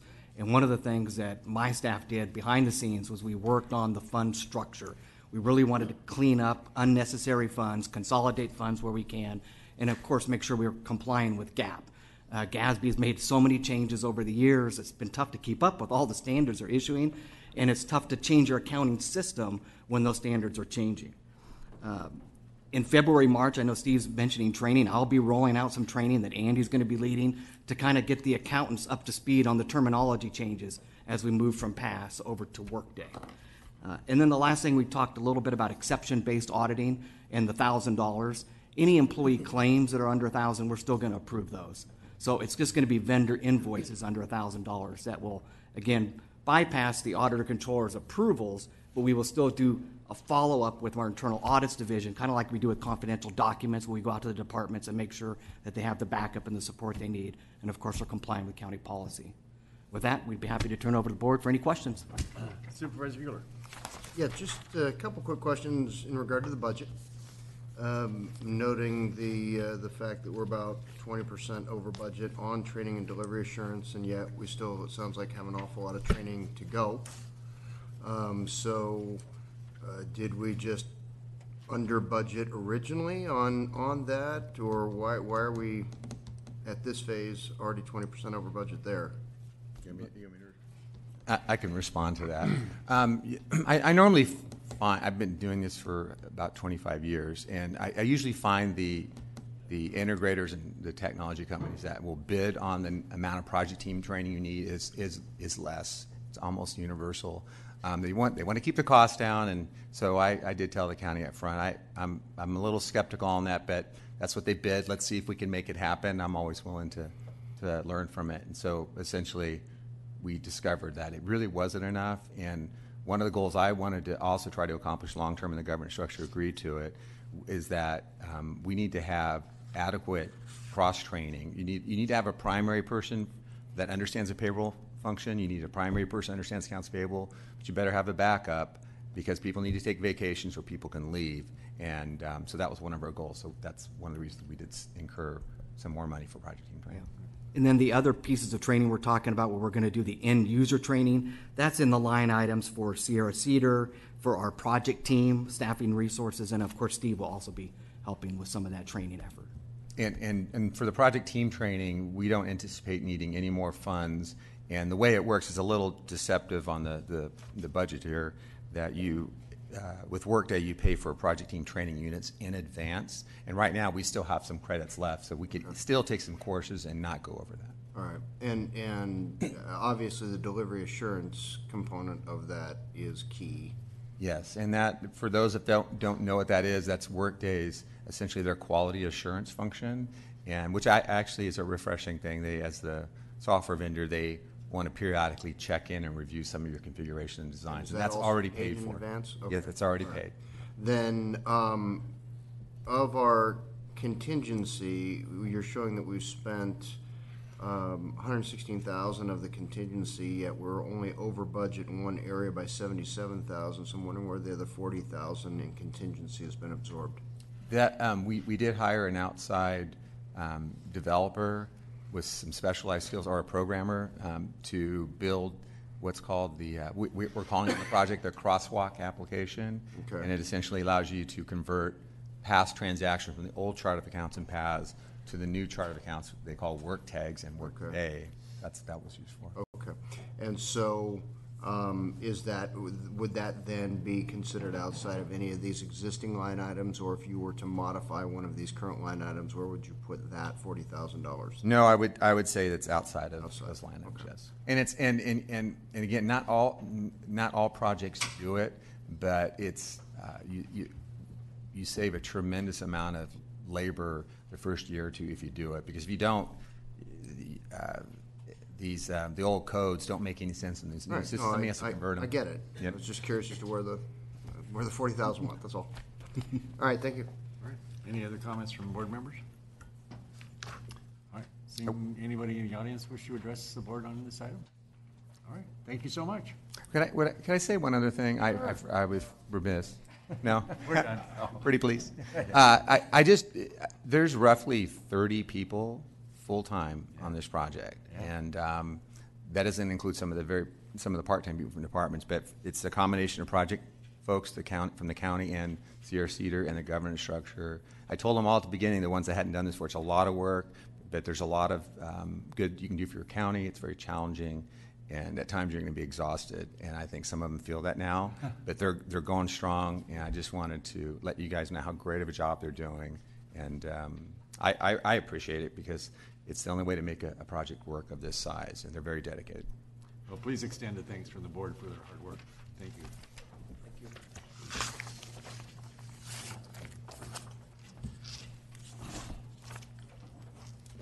That concludes our timed items. We will now move to department items. Administrative services, procurement, annual fleet vehicle purchases, Future Ford, Lincoln, and Winter Chevrolet. Good morning, Chairman Holmes, Supervisors. My name is Brett Wood. I'm your purchasing manager. I'm here today to request your board's approval of a competitive bid, number 10677, to Future Ford Lincoln of Roseville, California, and Winter Chevrolet of Colfax, California. This is for the purchase of 27 fleet vehicles in the maximum aggregate amount of $764,302. These are funded by revenue collected from replacement funds with no additional net county cost. In addition, we're requesting your board's authority to purchase additional vehicles of the same type and style that are identified in the bid throughout the 2017-18 fiscal year, contingent on them being appropriately budgeted and included on the master fixed asset list. As a bit of background for you, Department of Public Works and Procurement Services work on an annual basis to develop a vehicle bid, and we developed this year's with the outstanding master fixed asset list for the 27 vehicles identified in the bid. These are a variety of vehicles, everything from a regular sedan to up to a 1-ton truck or a minivan. We put this out for bid and had 83 vendors notified about this, as well as posting it online. There were 14 vendors that reviewed the bid and 4 vendors responded with bids to us. Of those, after evaluating, including prompt payment discount and local vendor preference, these are the 2 recommended firms for that award. And in addition, part of the reason that we've included our second request is that occasionally there is a need throughout the year to purchase an additional vehicle, and it will be brought forward to your board approved as part of the master fixed asset list. Including it in the authorization at this time allows us to capitalize on that competitive process as well as streamline the purchase for the departments. With that, happy to stand for any questions you may have. Any questions from board members? Supervisor Euler. Yeah, just curious. I'm used to seeing vendors from out of our area competing and winning these. Did we change something in our criteria, or is this just how it shook out? You mentioned the local preference. How heavily did that weigh into this? In vehicle purchases, local preference plays a very large part. There's a very tight margin on vehicles, and our local preference does have an impact. We have conducted extensive outreach with firms outside of Placer County in attempting to encourage them to respond. Frankly, most of them indicate that with a local preference, they don't feel they can be competitive. Well, I was pleased to see it. I was just surprised to see that both of them ended up being Placer County dealers. That's great. Thank you. Any other questions for on this item? No? Anybody in the audience wish to address us on this item? Seeing none, let's bring it back in for some action. Second. It's been moved, Duran, second, Montgomery. All those in favor, please say aye. Aye. Any opposed? Any abstentions? The item is moved. Thank you. Thank you, Brett. Oh. Chairman Holmes, I'm wondering if the board would indulge me in bringing forward item 13B. We have a number of people in the audience who have traveled quite a long way to comment on this. Is one of them Jennifer Merchant? No. She was here anyway. Oh, okay. Yeah, okay, let's go ahead. Yeah, that's fine. Thank Without you. any, we'll move to item 13B. Is that correct? Please. All right. Thank you. Ms. Merchant. Hello again, Mr. Chair, members of the board. I've got a PowerPoint that's going to be queuing up here. Here we go, perfect timing. Try to roll through this for you. So this item is related to Schaefer's Mill Workforce Housing. Get myself situated here and jump right in. An overview of the Schaefer's Mill project. This, what you see up on the screen here, is the affordable housing component, but the actual project itself encompasses 462 units. It's a gated subdivision located in Martis Valley. To date, 151 of those residences are either under construction or have been completed. The required affordable housing component of the project is being developed by Neighborhood Partners, LLC, out of Davis, California. Your board approved a final map for this back on December 12th, and that made some changes to the project site. It was a 5-acre site. It's been changed to 3.2 acres, but the project requirements are still the same. It's a 56-unit development, 14 one-bedroom units, 28 two-bedroom units, and 14 three-bedroom units. So why are we bringing this back today? The Affordable Housing Sustainable Communities Program has a grant open. It's funded with cap and trade money. And this funding provides very important gap financing to offset the extraordinary cost of developing workforce housing in this area. Martis Valley, because of its proximity quite a distance from transit services and schools and healthcare and grocery stores, is likely not to be a recipient for other gap financing that would allow an affordable housing project to move forward. So something like this is a creative solution that will allow the housing to move forward. The grant application that is being submitted to the state by the developer requests just over $16 million. I do want to stop here and highlight that there are some discrepancies in the dollar amounts between the staff report and the MOU. The MOU is correct. There was a lot of back and forth in changing the grant. The town of Truckee is also a participant, so the developer, in really trying to maximize the points on the grant application, was making some things to really hone in on the right numbers. So the staff report data was a little bit stale. The figures that we have negotiated are correct in the memorandum of understanding as presented.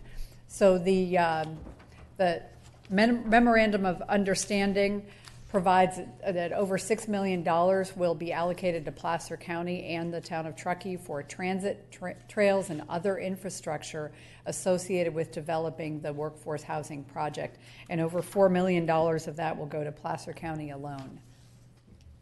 The commitments from neighborhood partners are as follows: to provide $4,306,000 to Placer County for the purposes of acquiring 4 electric-powered transit vehicles, installing the required infrastructure for the charging facilities and maintaining that infrastructure as well, and providing some funding also toward the remainder of funding on implementing the Martis Valley bike trail. So quickly, the transit service component, Placer County in return is committing that we will increase the frequency of the TART bus route on State Route 89 as planned in the TART. 267.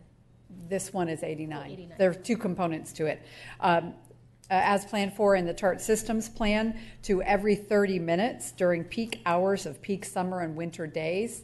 The grant application says that we will provide this service for a total of 183 days beginning in 2020. I believe in actuality we would be providing that service throughout the entire service day, so from 6 a.m. at least until 6 p.m.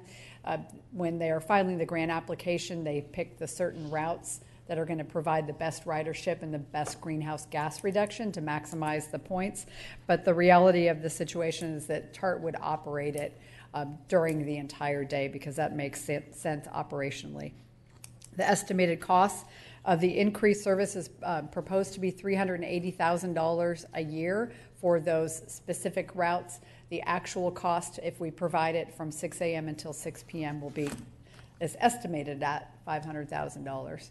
So now on to State Route 267, a similar commitment in order to receive the funding and to move the grant and project forward is to increase the frequency of TART bus service on Highway 267 as planned for in the TART systems plan approved by your board in April 2015 to every 30 minutes during the peak summer and winter hours, same number of days, 183 total, beginning in 2020.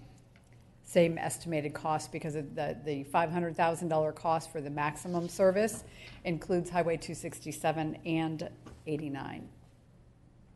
And then the proposed Martis Valley Trail component, Placer County's commitment is to complete implementation of the planned Class 1 Martis Valley Trail bike facility between the town of Truckee and North Star Village. The estimated cost for that is $4,768,000 and some change, of which Placer County has the money set aside currently, including congestion management, air quality funds from the federal government, park fees that are locally generated, of course, and transient occupancy tax revenues. So the funding, $700,000 and change, would offset some of our own local expenses on this project.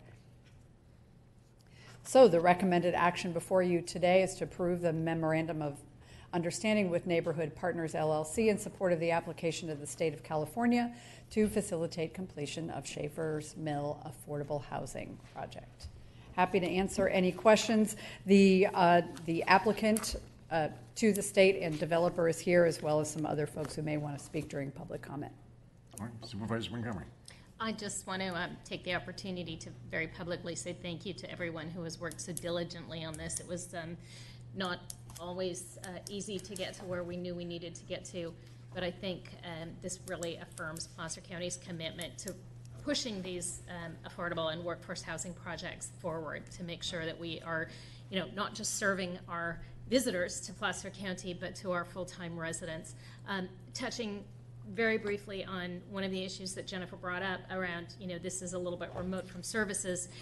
Historically, this has been fairly remote from services. That is changing, and there's a lot of development going on, proposed development in the town of Truckee, fairly close to this project, that I think will make the placement of workforce and affordable housing in this area much more attractive to people than it might have been, say, 10 years ago. There's a project moving forward, the town of Truckee, for a new grocery store out there, and some other facilities that will help serve the residents of this area. Unfortunately, they're not in Placer County, so we won't get that revenue, but it really will create an opportunity for people to have good, frankly, walkable grocery shopping.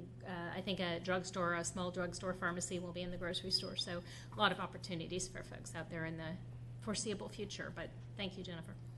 Supervisor Euler. We won't get the revenue, nor will we get all the public comment associated with the projects either. So. Yeah, there's that. My question, looking at both maps, it appears that we're proposing that the service extend all the way into the village at North Star and into Squaw Valley. And knowing that North Star Village during the winter runs their buses all the way from the roundabout into the village, and that Squaw Valley is proposing their own internal transit system, I'm wondering what kind of efficiencies we might gain if we simply ran to the roundabout where people could then get on North Star shuttle buses and somewhere to the entrance to Squaw Valley if we're working with the Squaw Valley's internal transportation system, and not, especially on your busy days, not get these buses caught up in the traffic on Squaw Valley Road and in the North Star Village area. Let me take a stab at that, and it's certainly an operational question and one that we've talked about many times for providing services in these kind of offshoot communities. I think for people taking the through trips, that is certainly more convenient for the folks wanting to shoot off. That means a transfer, and the more times you transfer generally, it can impact ridership. Overall, it's certainly something that could be considered. Those North Star buses during the winter are all the time. I mean, they're running those things all the time. I don't know what Squaw is proposing in the Squaw Alpine shuttle that we've been hearing about with their little mini T-bid. But I'm just thinking about the efficiency of our overall service here and what it would do. And I'm really more focused on those winter days, when you're talking about your high impact weekends, which hopefully we'll have some of this season. Hopefully we'll have some busy. Maybe one or more. Yeah. Here's hope. Yes, absolutely. And we have good relationships with the operators of both of those privately operated systems. So it's something we could certainly talk to them about to see if it's something they prefer or we prefer to do. And I don't think this agreement precludes that at all. Okay. All right, thank you. Thank you. All right, seeing no more comments, is there anyone in the audience that wishes to address the board on this item? Anyone in Tahoe? Here. Yes, sir. Please come forward. Yeah. Yeah, there's some in Tahoe. Oh, thought she said Tahoe. Oh, yeah, he's letting me. You're good. You got it. Go ahead. Come on back. Come on back. Ah, so close. First up, good morning. I'll give it a second shot. Okay. Bruce Carrot, I'm with Huff Construction. First off, I'd also like to applaud the county planning this project, and the development agreement came in 2004 with market dynamics. Obviously, this is now coming to fruition with a private sector partnership like this, and I'm sure you're acutely all aware of the workforce housing needs on the construction sector side. Also seeing the hospitality and the ski industry, workforce housing is a significant issue up here. The effects of kind of the VRBO, Airbnb market has reduced the supply. We find in the construction industry with the market uptick in Reno, we used to have a lot more of the construction trades come up to Tahoe, pay at a little higher dollar amount, but with the pickup in Reno, you're not seeing that. And with the lack of housing up here, I think continued support and the county and the private sector working to do workforce housing projects like this will help with the housing shortage. I don't think we're going to get away from VRBO and Airbnb, but managing that and providing workforce housing that's affordable, I think, is important. Hopefully, with the dissolution of the redevelopment agency, its successor agency, with some surplus and excess land in Placer County, specifically Kings Beach. Hopefully we can present, have another fine company like New Partners come in, Neighborhood Partners, excuse me, come in and promote further projects like this. So I'm really just standing up as an advocate, seeing the long-term vision again of this being 2004 and then now 2017, and this being a really hot-button issue up here. And potentially, I think this is the next workforce housing project that's going to come to deck. I know Neighborhood Partners is working on Coldstream, the Tykert property, but again, don't want to take too much time, but think this is a great project and good partnership with the county and the private sector. So thank you for your time. Thank you. Okay, anybody up in Auburn would like to address us? Please come forward. Ready? Is it still morning? Good morning. I'm Stacy Caldwell. I'm CEO of the Tahoe Truckee Community Foundation, and I'm here today representing the neutral convener of the Mountain Housing Council. As many of you may know from our recent presentation in Tahoe with Jennifer Merchant, we have just now completed our first 6 months of our 3-year effort and have submitted reports to all of our partners. And we've come a long way with some very tangible solutions starting to happen in our region. And as a reminder, the Mountain Housing Council isn't the entity that will be building the houses, but we bring our partners together up in the region to develop strategy, remove barriers, and design incentives to solve our housing crisis. And as time marches on, and as proud as we are of the work that we're doing, the crisis continues to affect our local community, especially those in our service sector, our public servants, and our middle class. As you can imagine, this is having a significant impact on our business community, who must continue to seek creative solutions to address the problem. As a leader and supporter of the council, we are deeply appreciative of Placer County's involvement, and we recognize that your efforts don't begin or end as participants of the Mountain Housing Council. Your work plan that you approved this past summer and all the efforts that you're working on, we are aware of, and we're very proud to see you guys prioritizing housing up in our region and showing commitment with your public-private partnerships.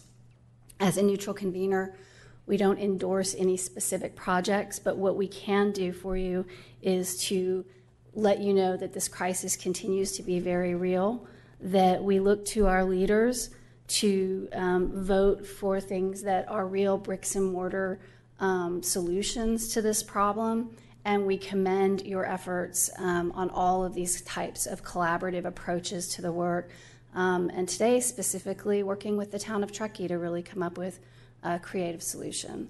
So with that, I thank you. Thanks, Stacy. Anyone else? Good morning. Good morning. My name is Luke Watkins with Neighborhood Partners, and I just wanted to thank your staff for all the hard work to get us to this point and answer any questions you might have. Any questions for? No? Great. Thank you. Thank you. All right.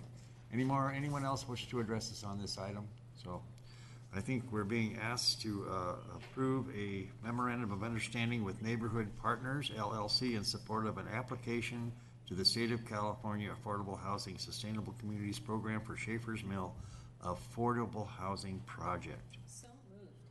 Second. It's been moved by Montgomery, second by Wygant to move the item.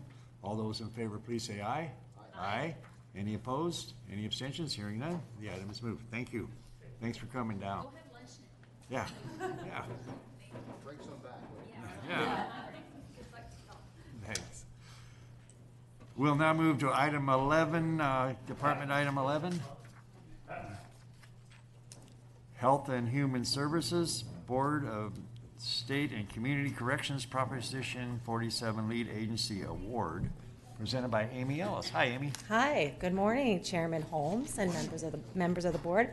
I am Amy Ellis, Director of the Adult System of Care, and today I have an action item to enter a contract with Community Recovery Resources, who successfully competed in a request for proposal to deliver services related to the Board of State and Community Corrections Proposition 47 grant that Placer County recently received. On September 5th, I brought that grant application and the fact that we received that to you, and you guys adopted a resolution to accept that grant award in the amount of $990,000. This is to deliver intensive services to young adults ages 18 to 32. It was a requirement of this award that a minimum of 50% of the funds went to community-based organizations. So an RFP was completed, and Community Recovery Resources is going to be receiving $862,541 over a 2.5-year contract term. Funding will be used to deliver wraparound services to address mental health, substance use, housing, vocational, education, and diversion needs of young adults, with an overall goal to divert individuals and prevent recidivism from the criminal justice system and to promote safe and healthy communities. This state funding will be received from the grantor, and no county general funds are required. I ask this board to approve an agreement resulting from RFP number 10673 with Community Recovery Resources for the period of January 9th, 2018 through August 15th, 2020, and authorize the Director of Health and Human Services to sign the agreement and any subsequent amendments not to exceed $50,000 of the total contract amount, with risk management and county council concurrence. All right, good. Any questions for Ms. Ellis? Yes, Amy, thank you for bringing this forward. Just a quick question. Is this going to be used in conjunction with whole person care or separate standalone? Well, we really partner with all of our programs, so if the person happened to be homeless and meet the criteria for whole person care, maybe had medical conditions and things like that, we would absolutely cross-refer and work with that program. But I would say it's not directly linked to it. Thank you. Any other comments? Is there any public comment? Seeing none, we'll bring it back to the board for action. Second. It's been moved by Duran, second by Montgomery. All those in favor, please say aye. Aye. Any opposed? Any abstentions? The motion carried. Thank you very much. Thank you. Thanks for your patience, too. And now we'll move to item 12, Board of Supervisors, Board and Commission assignments. Any discussion about your assignments? Anybody want to change assignments, or is it all good? I love everything I do. Well, we love you doing it.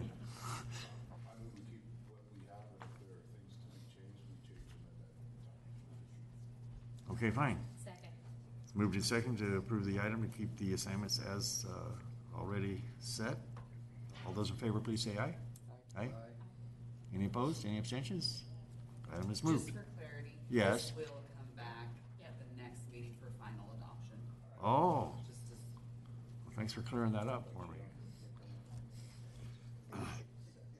Now we'll move to item 13, if it's okay. Yeah. Update countywide oversight board consolidation. Matt Levesque? Levesque. Good morning, Chair Holmes and members of the board. My name is Matt Levesque, Management Analyst with the County Executive Office, and Andy Sisk, Auditor Controller, is in attendance as well in support of this item. The purpose of this item is to provide an update on the county's efforts to consolidate the 5 existing successor agency oversight boards in the county into a single oversight board by July 1st, 2018, as required by the Redevelopment Dissolution Act. Prior to the Dissolution Act, Placer County, as well as the cities of Auburn, Rockland, Lincoln, and Roseville, had redevelopment agencies, all of which were officially dissolved by Governor Brown in February 2012 to retain property tax revenues in order to balance the state budget. As a result of the Dissolution Act, successor agencies were established to wind down the operations of the agencies and to make payments on enforceable obligations. Agency oversight boards were established to oversee that work, with their primary role being to approve the recognized obligation payment schedule annually in February, referred to as ROPS. Pursuant to the Dissolution Act, the 5 existing oversight boards in the county will be consolidated into one countywide board by July 1st, 2018, and the auditor-controller of each county is responsible for either staffing the consolidated oversight board or selecting another county department to fulfill the role. The county executive office will be staffing the oversight board with assistance from the auditor-controller. Similar to existing oversight boards, the consolidated oversight board will consist of 7 appointed members. Of the 7 appointments, your board will be responsible for appointing 2 representatives. These include 1 member of the public and 1 member from your board. Staff will be returning to your board in the spring to appoint both of those positions. Additional appointments will be made by Placer LAFCO, the City Selection Committee, whose membership is comprised of mayors from incorporated cities within the county, the superintendent of the Placer County Office of Education, Sierra College, and Placer Public Employees Organization. The appointment of each representative and alternate to the Consolidated Oversight Board is made on a permanent basis unless otherwise updated by the appointing agency. If any appointing agency have not selected the representative by July 15th, 2018, the governor may make the appointment. In order to initiate the consolidation process during the fall, staff from the Auditor, Controller, and County Executive Office met with representatives from each city's successor agency to discuss the transition to the countywide board. Staff has also contacted various appointing agencies to inform them of the consolidation process and ensure there is sufficient time to have the appointments completed by the July 1st deadline. Staff will schedule an additional round of meetings with the city oversight boards this spring to follow up on the consolidation effort and ensure it remains on schedule. A copy of this board memorandum was also distributed to our staff peers at each jurisdiction. The first anticipated action of the consolidated board will not take place until early 2019 in order to approve the 2019-20 ROPS, which is due to the Department of Finance in February of each year. Each individual successor agency will be responsible for preparing their annual ROPS and submitting it to their successor agency prior to approval by the Consolidated Oversight Board, which is consistent with how the ROPS are approved under the current structure. The 2018-19 ROPS, which is due in February 2018, will be approved by our local oversight board, and that meeting has been scheduled for January 16th, and a staff presentation regarding the consolidation effort will also be provided at that meeting. That concludes my presentation. Again, this is just an informational item to keep you informed of the oversight board changes. We'll return to your board in the spring requesting appointments to the 2 seats, and I'm happy to answer any questions you may have. And as I mentioned before, Andy Sisk is available as well.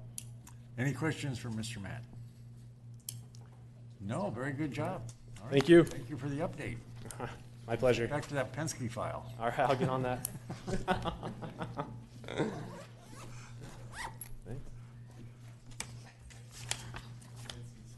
I think that concludes the... Yeah, we're going to go into closed session now, right? Yeah, the board will now adjourn to closed session to discuss the items set out on page 4 of conference with legal counsel. There's one new litigation matter, Yabo versus County of Placer, 2 workers' compensation matters, and 3 matters of anticipated litigation. What? Oh, thank you. They're a little rusty there for a minute. One meeting. What? Who? Did you say something?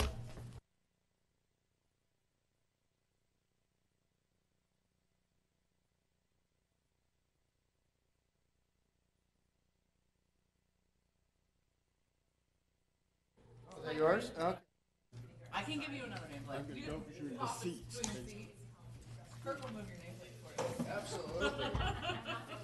Throw like a freaking frisbee across the room.